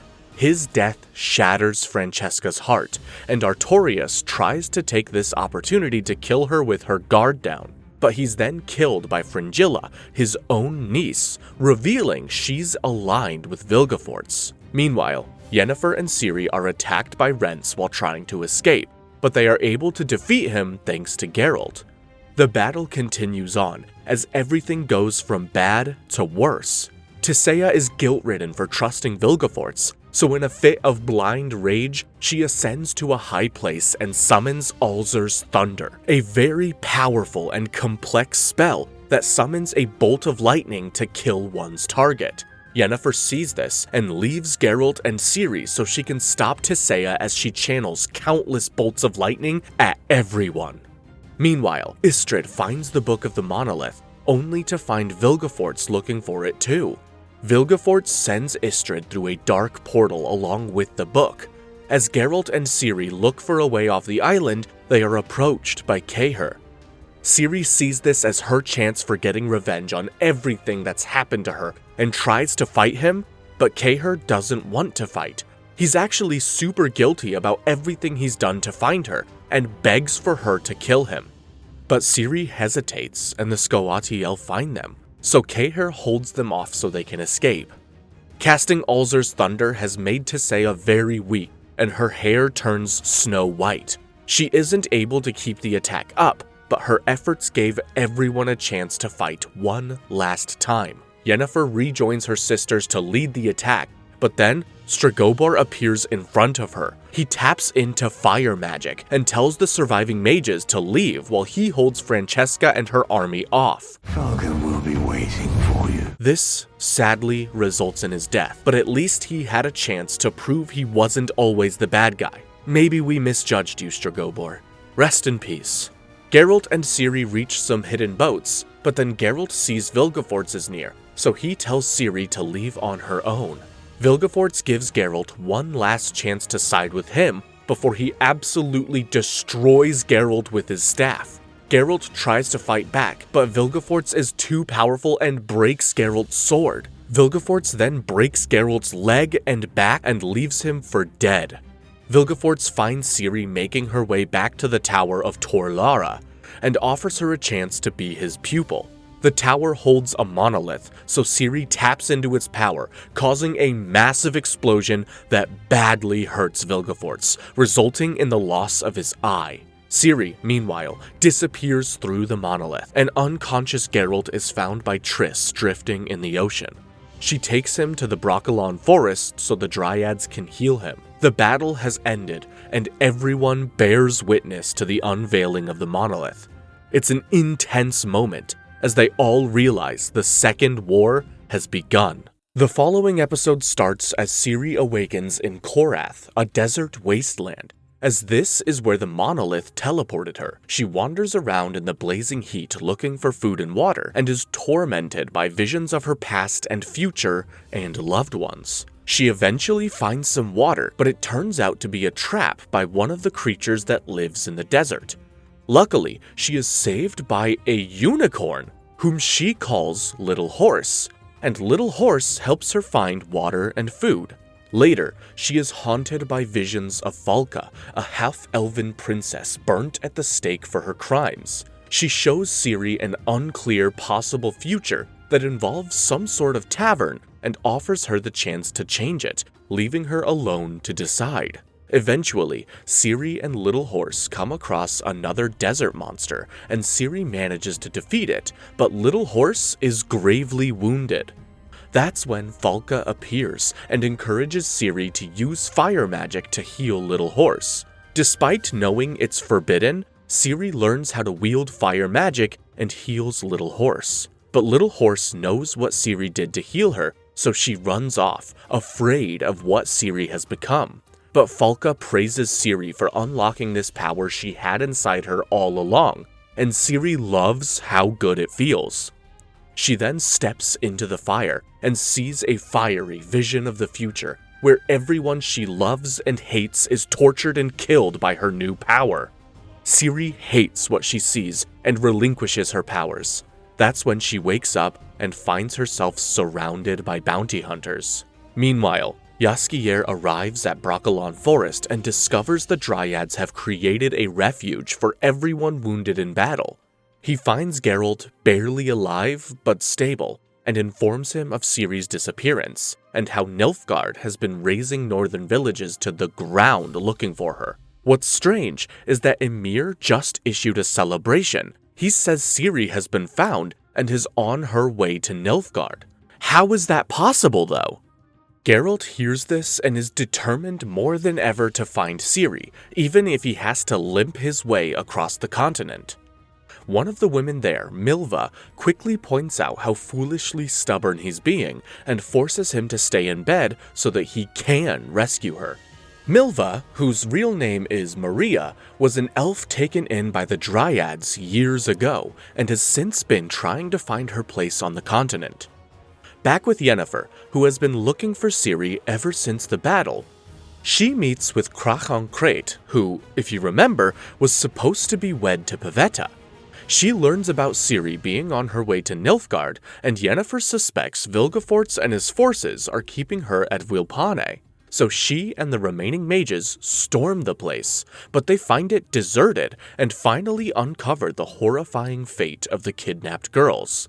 Philippa is there, who has had a change of heart after the battle and is siding with them, but she blames Tissaia for everything that happened. This creates some hostile tension between Tissaia and Philippa, but they agree to put that behind them in order to stop Vilgefortz. Sadly, when they get back to Aretuza to bury their dead, Tissaia commits suicide. She couldn't bear the guilt of what she did anymore. Meanwhile, Dijkstra reports back to Vizimir on all that happened, but Vizimir is not happy with him. He threatens to make an example of him unless he turns Philippa into a scapegoat for failing the attempted coup. When Philippa returns to Redania, Dijkstra confronts her with a hidden knife in his cane. He explains that someone has to pay for their failure and then points the knife at himself. He asks for Philippa to kill him and convince Vizimir it was his fault. She takes the knife and then reveals she has a plan to protect them both. How? Well, a close friend of hers, Eva, murders Vizimir instead. They find his dead body and Philippa crowns Radovid as the new king of Redania. King Radovid. Fringilla and Francesca report to Emir on their victory and how they shattered the Brotherhood. Fringilla then proposes that once Ciri is brought to Nilfgaard, Francesca can finally be allowed to have a home for her people. Emir instead offers a different proposal, as he wants to get rid of the Scoia'tael by making them dispensable in his army. Francesca objects to this, as the Scoia'tael are loyal to her, but once again, she has no choice but to accept this. Later, Francesca tells Fringilla she plans on taking up Emir's offer, so Fringilla reveals that it was Emir that orchestrated her baby's death, not Redania. Francesca is shocked by this, and realizes that if Fringilla hadn't told Emir about her baby to save herself, Fiona, Valavendrel, and everyone else she loved would still be alive. Anyway, Ciri finally arrives at Nilfgaard, and Emir welcomes her with a grand ceremony. But when she comes before Emir, we see that it's actually Terran, no doubt Vilgefortz doing. But Emir has never even seen or met Ciri, so he believes that it actually is Ciri. The real Ciri is still currently being held prisoner by the bounty hunters that rescued her. She and another prisoner named Kaylee work together to try and escape. It's here that Ciri realizes that she is in the future Falka showed her in the desert. Suddenly, they are rescued by Kaylee's group of outlaws known as the Rats. And it turns out Missel, the thief from the fair, is one of them too. Ciri ends up leaving with them, going by the name Falka. By now, Geralt has healed from his wounds, and despite Milva not being satisfied, Geralt leaves with Jaskier to find Ciri. Eventually, they come across a checkpoint, and Geralt can't help but get involved when an innocent family can't get through. He defeats the countless soldiers, proving he's back to his full strength. Milva, who's been watching him the whole time, helps him kill 3 soldiers. She followed him because Ethne says she's lost, so she figured helping Geralt would help her to become found. She joins Geralt and Jaskier as Geralt declares he will never stop fighting to save Ciri. Sadly, Geralt's quest is going to have to be completed by a different actor. The previous actor who played him, Henry Cavill, a longtime fan of the source material, became fed up with the direction of the show, and I honestly can't say I blame him. So, they ended up recasting him with Liam Hemsworth. In the words of OG Geralt of Rivia, frick. Season 4 kicks off with Geralt, Jaskier, and Milva on their way to Nilfgaard to find Ciri. Every night, Geralt has dreams about Ciri being in danger, which has made him more agitated and desperate to find Ciri. The trio eventually comes across a group of soldiers that were slain by bandits and see they were transporting a coffin with air holes on the side. They open it and see a tied-up Kaer. Geralt immediately wants to kill him for all the pain he's caused Ciri, but Milva encourages them to leave him as more soldiers start coming. In rage, Geralt stabs his knife just inches from Kaer's head and leaves. Kaer then uses the knife to try and escape, but what the hell was he doing in the coffin? Later, they come across a couple of child refugees from Kurnow traveling with a dwarf, Zoltan, and a gnome, Percival. They're very kind and friendly and are going the same direction, so they decide to accompany each other for the time being. Geralt wasn't a fan of this, but he's outvoted. Back in Redania, Radovid has proven to be a terrible military strategist and king, as he is inept at handling Nilfgaard's unstoppable conquest of the northern kingdoms. He keeps pissing off everyone around him, and of course, Philippa and Dijkstra. They realize it's up to them to save the kingdom, or, as Dijkstra puts it, it's up to him. He's not very trusting of Philippa after she went rogue and killed Vizimir without consulting him first. Meanwhile, Ciri is still hiding out with the Rats, and she realizes that they are all a rugged band of misfit thieves that have no one else but each other. They're basically Robin Hood and his merry men, as they spend the majority of their heists robbing from the rich, but instead of giving it to the poor, they just keep it for themselves. Ciri ends up getting really close to Missel, and they share a kiss later and make love. In the next episode, the Rats rob a village's tax collector. Everyone has a role to play except Ciri, who is forced to stay back and guard the escape vehicle. Everything goes well at first, but like most heists, nothing goes according to plan, so they all have to make a quick exit. During the escape, Missel gets captured, prompting Ciri to disobey orders and rescue her, creating more complications. They are chased through the city by soldiers on horseback, so Ciri gets rid of all of them by tossing the money they stole into the street, prompting every poor peasant in the village to flood the street and block the road, allowing them to escape. This makes everyone in the group hate Ciri, as she just threw away all the money they stole, so Ciri decides to leave the group in the morning. However, they are all greeted by the villagers the next morning, as they are grateful for what the rats did, returning their money to them from their greedy tax collector. On the road out of town, the group decides to make Ciri an official member of the rats, and she accepts. Meanwhile, Geralt and the gang come across a barber surgeon named Regis. He humbly offers to help them, especially Geralt, as his leg was just injured after dealing with a wraith. They follow him to his home, and the whole time Regis is super nice, and it's a change of pace. But you can't help think something is off about him. While everyone gets drunk on Regis's elixir from the gods that he crafts in his spare time, Regis takes a look at Geralt's leg, removing Geralt's makeshift bandage stained with his blood. He properly takes care of his wound, and their conversation that follows erases any doubt that Regis is a good person. The next morning, Regis wishes to accompany Geralt and his friends wherever they go, as he is an old man and tired of living in isolation. Geralt has bonded with him, so he allows it. Elsewhere on the continent, mages aren't being well received by the common folk anymore.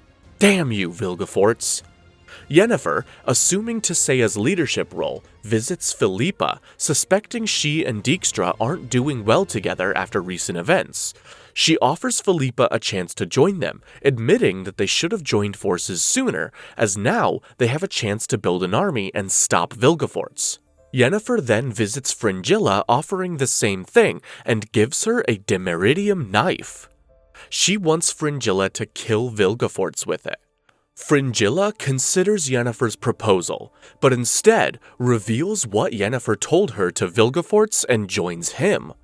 But little does he know that she did take Yennefer's offer and is secretly working as a spy for Yennefer. It's also revealed here that Vilgefortz has Istrid working around the clock trying to find answers in the Book of Monoliths, tricking him into thinking he is doing it for Yennefer. Vilgefortz has been trying to reopen the monolith at Thanedd Island, and at the same time is disrupting portal travel for all mages.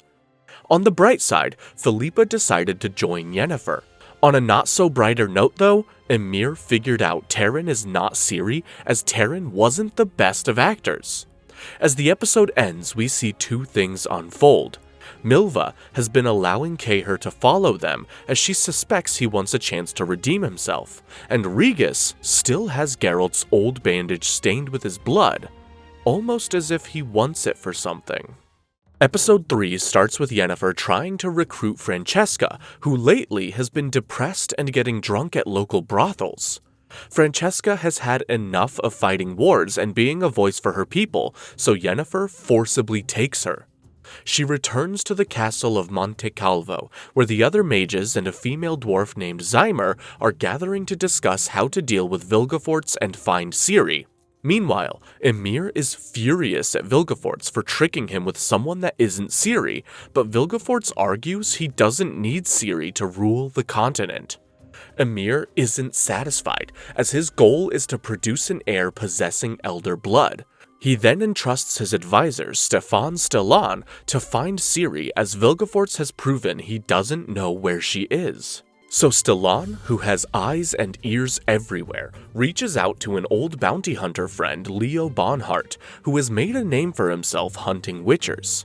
He assigns him the task of hunting down the rats, suspecting Ciri is with them after they robbed another rich monarch. Leo has some unfinished business with the rats after he killed some of them recently, so he happily accepts after Stellan gives him permission to kill them all.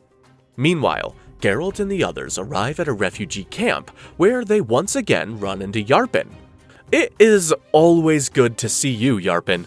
Please do not change him, writers."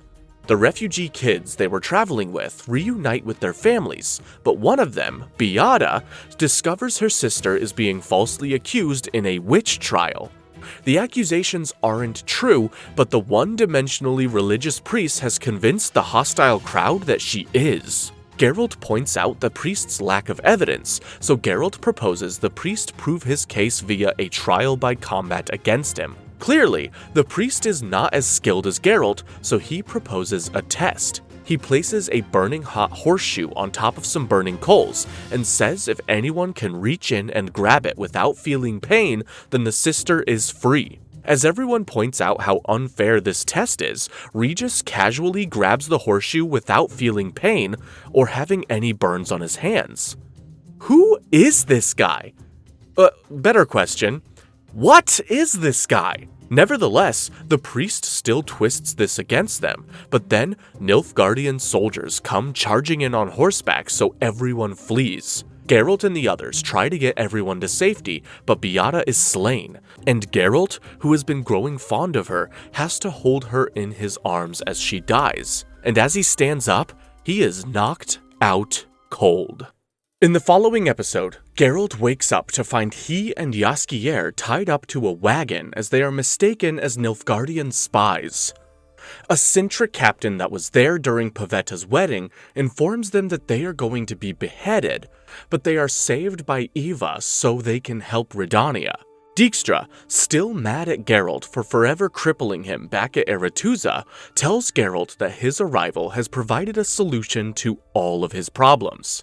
While Jaskier reunites with Radovid, Dijkstra tortures Geralt until he acknowledges the pain, so that Geralt's screams would break Radovid of having any hope. Geralt resists, fighting through the pain until he can't help but scream. Jaskier hears Geralt screaming from outside and realizes Radovid allowed Dijkstra to torture Geralt. He tries to get Radovid to stop this and be a strong king by standing up to Dijkstra, but when he fails to, Jaskier calls him weak. Heartbroken that Jaskier would call him that, Radovid has Jaskier locked up with Geralt. Dijkstra finishes his torture and informs Geralt that Ciri plans to be wed to her father for clarity. This is still the fake Ciri we're talking about. He then breaks free from his chains and tries to kill Dijkstra, but the guards hold him back, and all Dijkstra can do is gloat. Dijkstra's plan ends up backfiring, as thanks to Jaskier, Radovid embraces a new sense of leadership and has Dijkstra arrested. Meanwhile, Istred finally figures out that Ciri has the power to collapse space and time, not just with their world, but the other spheres as well. Still thinking he's talking to Yennefer, he mentions that Vilgefortz could drain her entire life force, resulting in her death. Vilgefortz is very grateful and ends the illusion. Fringilla walks in, and Vilgefortz reveals he knows she's a spy, so he locks her up too. Back at Monte Calvo, Triss reveals she got Lambert, Cohen, and Vesemir, played by a different actor too, to join their cause. It's a happy reunion, but Vesemir is quick to point out how defenseless their place is, and some of the other mages point out how desperate their plan is. So, maybe it's time to rethink their plan of attack. With Vesemir's help, she trains the other mages to fight like witchers. Meanwhile, Missel begins to suspect Ciri isn't who she says she is, so Ciri explains her journeys with Geralt and Yennefer, leaving out the part that she is Princess Cirilla, and that she isn't the hopeless outcast they thought she was. She never went back to them because she believes they are better off without her. Loving me brought them nothing but problems. Regardless of this revelation, Missel still accepts Ciri. Back with Geralt, the Sintra captain attempts to kill Geralt and Jaskier when Regis appears out of nowhere and kills the captain with some sort of unknown power. Geralt is grateful for Regis, but thinks it is best if they don't meet again. Regis suspected it would come to this, so he gifts Geralt with a special potion to aid him in his next impossible battle. As they leave, Geralt reveals to Jaskier that Regis is a vampire. They then reunite with Milva and the rest when suddenly Nilfgaard attacks the camp, complicating their escape. Geralt drinks Regis's potion and he is filled with power he's never felt before. He leads the way, cutting through enemies with ease, and then comes face to face with Kaer. Kaer says he isn't his enemy, but Geralt still fights him. He's about to kill Kaer when Milva and a wounded Jaskier force him to stop and help get everyone to safety. The next episode is a character backstory episode, as we get a break from the overall story and get to know some of our characters a bit more. The episode begins with Geralt and the others camping for the night while they figure out how to get across a river. Kaer is now with them, and he convinces Geralt to let him stay when he tells him he's not the only one who is tormented by dreams of Ciri. Milva then informs them that the bridge across has been washed out, so as they sit around the fire figuring out what to do, we get to know Yarpen and Zoltan's history first. It turns out that Yarpen despises Zoltan. Back in Mahakam, another northern kingdom, they both helped in their own way to aid their clan. Zoltan would forge the weapons in his forge, and Yarpen would deliver them. One day, Yarpen discovered Zoltan was holding back a shipment to aid humans, which made Zoltan a traitor to his people. When he went to confront him about it, Zoltan destroyed his forge and the evidence. Zoltan denies this, claiming it was his partner Bruver who was delivering the weapons to humans, not him. He confronted Bruver, and their fight resulted in the fire that destroyed his forge. By the time Zoltan climbed out of the debris, Bruver had already placed the blame on him, resulting in Zoltan losing everything from his home to his friends. Yarpen is heartbroken by this revelation and apologizes, calling Zoltan his friend. We then get Milva's backstory. It started when she ran away from home as a child after killing her father from all the sexual abuse he gave her. He learned to survive on her own, eventually saving a couple of dryads from some thieves. They took her in, and she made a name for herself escorting Scoia'tael to Broccolon Forest. She grew close to one of them, and is currently pregnant with his child. On her last mission, everyone she was escorting was ambushed and died, including who she was close with, and it devastated her even more. That's when she found purpose taking care of Geralt, and the rest is history. Jaskier, being the poetic storyteller he is, explains he wants to know everyone's story so he can write them all down in a book, adding he won't be around forever but wants his stories to be. He then tells his story next, or should I say he sings his story next. He is a bard after all. While he and Geralt were in a quaint village called Oxenfurt, Jaskier came across an up-and-coming bard named Valdo Marx who needed some inspiration. Jaskier, seeing a bit of himself in Valdo, helped him create his character and find his voice. They became close, to the point that Jaskier trusted him with his secret book of songs, so that they could become a duo and become famous. Unfortunately, Valdo betrayed Jaskier, stole all of his songs, and took everything from him. And that's why you don't get attached in show business. Regis then appears out of nowhere, who claims he's only there to check Jaskier's wound. Everyone is afraid he's here to drink their blood, but Regis explains he hasn't had a drop of blood in 50 years. His story begins 400 years ago, when he was known as an outcast for not being like other vampires. See, vampires' longevity gives them the perverse notion that they can take whatever they want, and this idea disgusted Regis. However, he could only hold out from the intoxicating euphoria for so long, and eventually lost control as he took whatever he wanted. One night, he hit rock bottom, but was rescued by an angelic and beautiful woman named Bethane. They lived together in a romantic fantasy, and he kept his vampiric life a secret from her. It was Bethane that taught him how to be a healer. One day, she didn't return home, and he learned that his vampire brothers took her as punishment for abandoning his own people, as they put it, playing with his food. Enraged, he found them drinking her blood and he lost control, killing all of them. When he was finished, Bethane saw who he really was with her dying breath, and it shattered him. And when the villagers came to cleanse their village of vampires, he welcomed death. Sadly, you can't kill a vampire so easily, and he was left to be buried next to his love for 50 years. A reluctant Kaer is up next to tell his sad tale. It begins with the death of his brother, who died fighting for the usurper when Kaer was a boy. Grief-stricken, Kaer ran away, where Ymir's mage Zarthisius found him and employed him to take food to some monster in a cave, but not go inside. He did this for several weeks, until some random thieves tried to take the food from him. Luckily, the monster he was feeding came to rescue him, and it turns out to be Ymir when he was still a hedgehog. Years later, after Kaer joined the army, Ymir, now a human again, wanted to repay him for saving his life. Kaer, wanting to prove himself, agreed to the mission Ymir gave him, which involved capturing Ciri. Geralt hears this and puts the pieces together, realizing Ymir plans to wed his daughter, so this will fulfill Ithleen's prophecy. He doesn't believe Kaer wants to help them, so Kaer brings up the time Yennefer saved his life. If she trusts him, why can't Geralt? The next morning, they set out to find a way across the river, and Geralt is happy to be with the friends he has around him, although they feel more like family than friends. While everyone tells stories to fill Jaskier's book, Stellan visits Taryn, who has been locked in her quarters all this time. Stellan knows she isn't Ciri, so he gives her some advice on acting. Despite Empire already knowing she isn't Ciri, he convinces her to keep up the charade long enough for her to be queen. Meanwhile, Vilgefortz has been torturing Fringilla in order to learn the location of Yennefer's base.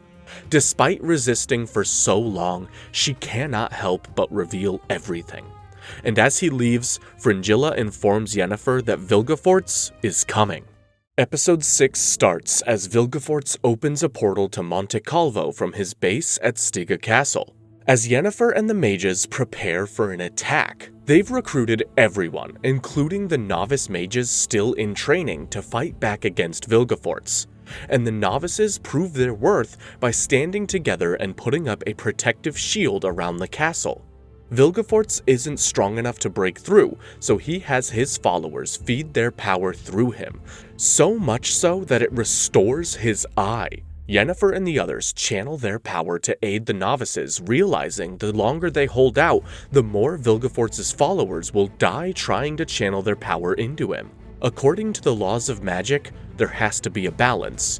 If something is given, something is taken. Unfortunately, Vilgefortz eventually breaks through, but Yennefer rallies everyone. Vilgefortz's followers enter the portal, and the battle begins. They're outnumbered, but the mages and witchers fight valiantly against them. Sadly, many of them are dying. So Yennefer tries to reach Fringilla to see if she can restore their portal ability so they can escape. She manages to escape and rescues Istred from his cell so he can help her open the portals. Vilgefortz then finally enters the fight, and Yennefer, along with Philippa, defeat Vilgefortz with some illusionment charms. They knock him unconscious, and Philippa heads to the tower for a special assignment. Yennefer then taps into Vilgefortz's mind in order to uncover his plans for Ciri, but Vilgefortz is stronger and uses the mind meld against Yennefer, allowing him to escape. Meanwhile, Fringilla contacts Yennefer, explaining Vilgefortz prevents people from portaling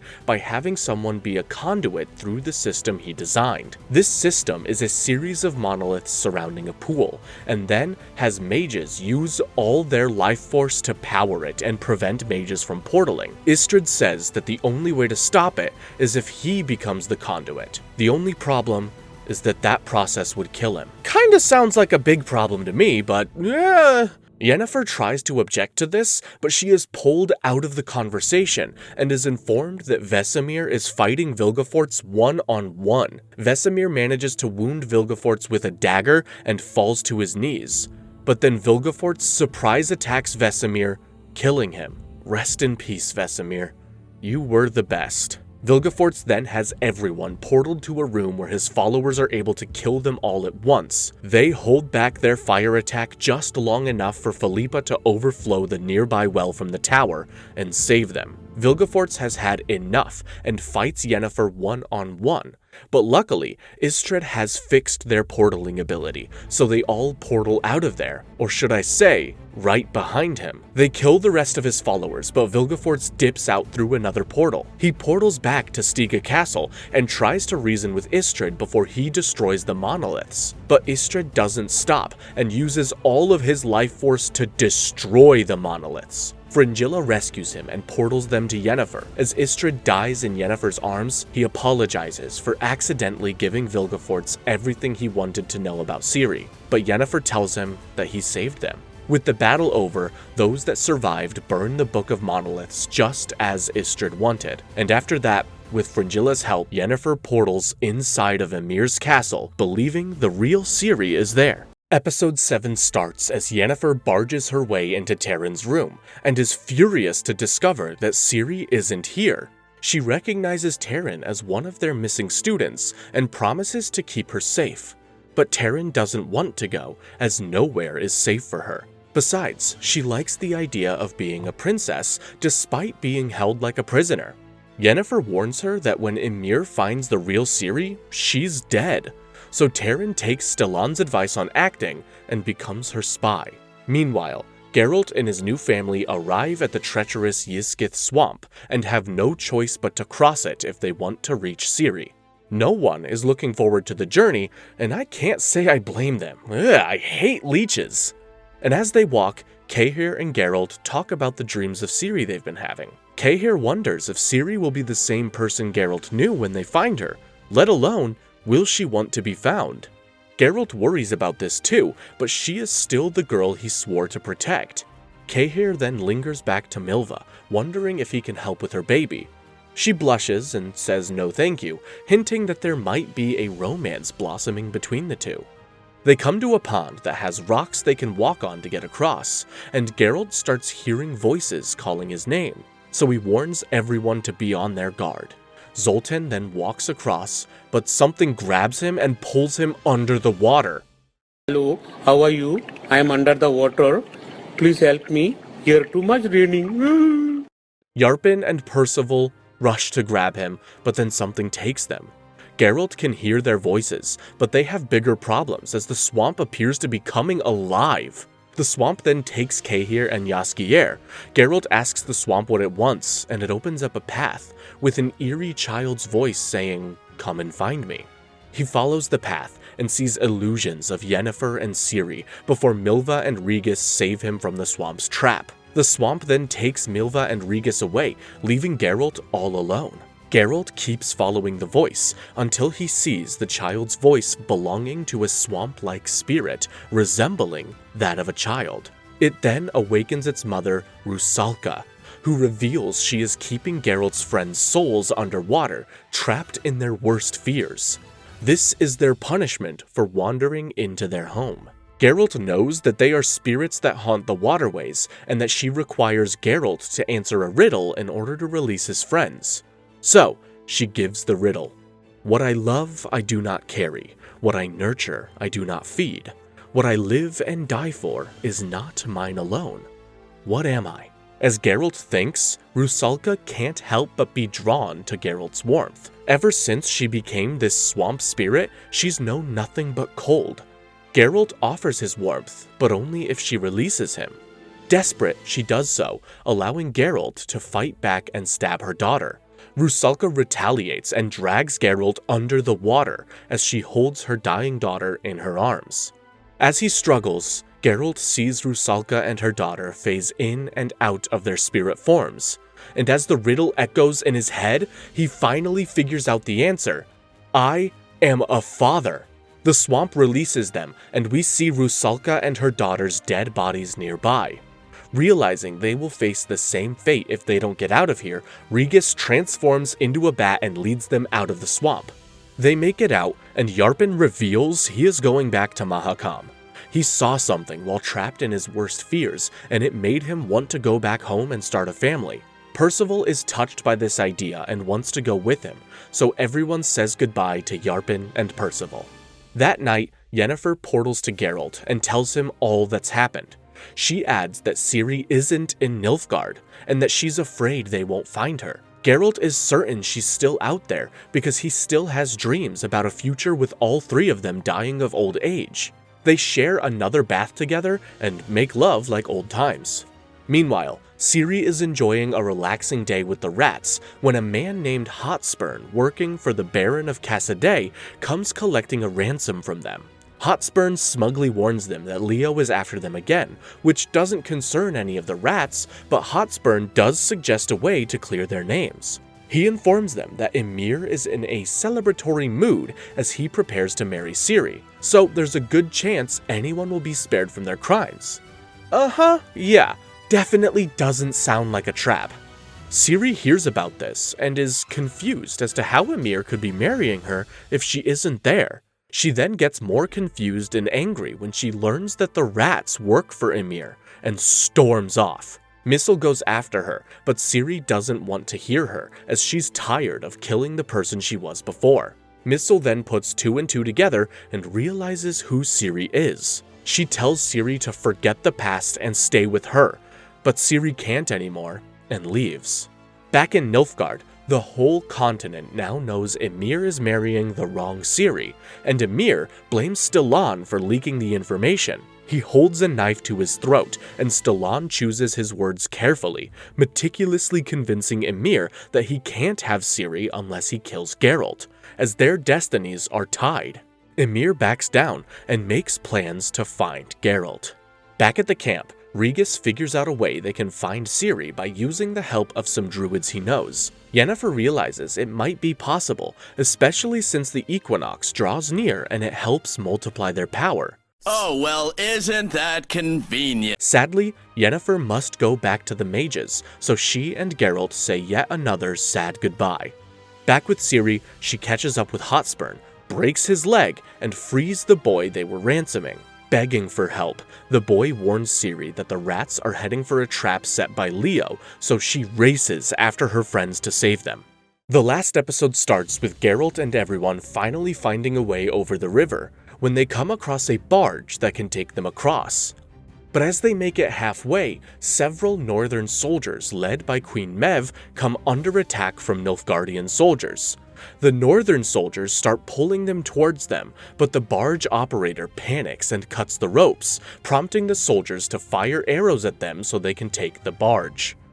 Geralt and the others row away downriver, trying to find a way to shore, but they keep getting attacked by soldiers from both sides.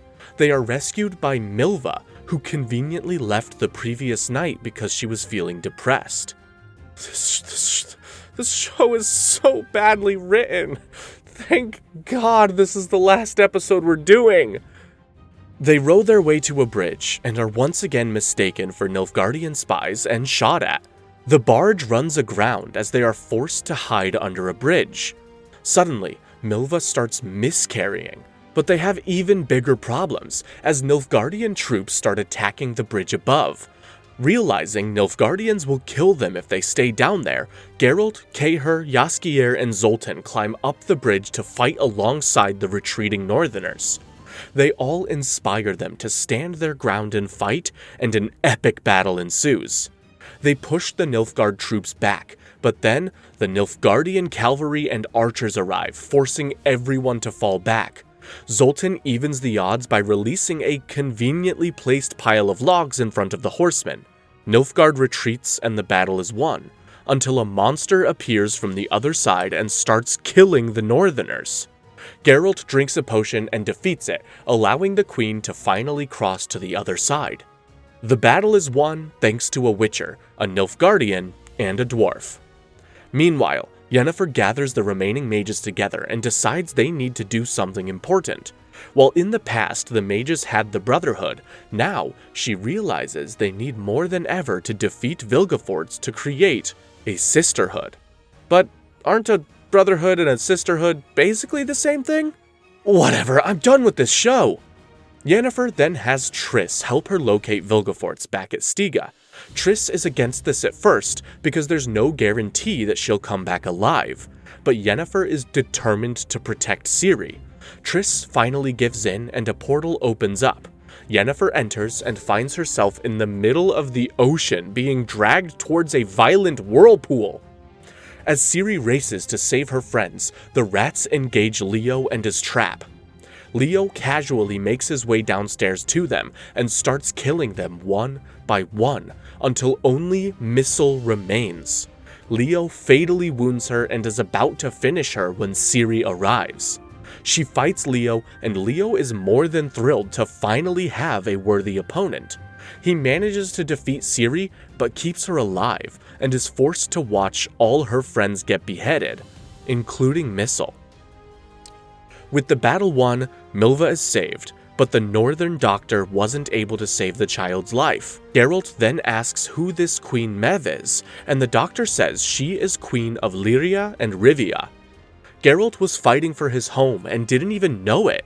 Mev then approaches Geralt and his friends and thanks them for saving their lives. She has Geralt knighted and is forever known as Sir Geralt of Rivia, which now means he only has to fight for her till the day he dies. Frick. The season ends with Zarthisius showing Emir some sort of large monstrous creature off screen.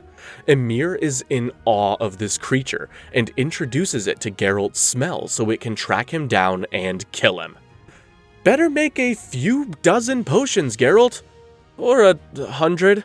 And that brings us to the end of this train wreck. So far. The 5th and final season of The Witcher is scheduled to be released sometime late next year, and I couldn't be happier, because it means this nightmare of a show will finally be over. But hey, at least we got to see Henry Cavill for 3 whole seasons, looking damn fine! If you enjoyed this video, be sure to hit that like button and subscribe. As always, thanks for watching, and I'll see you guys next time.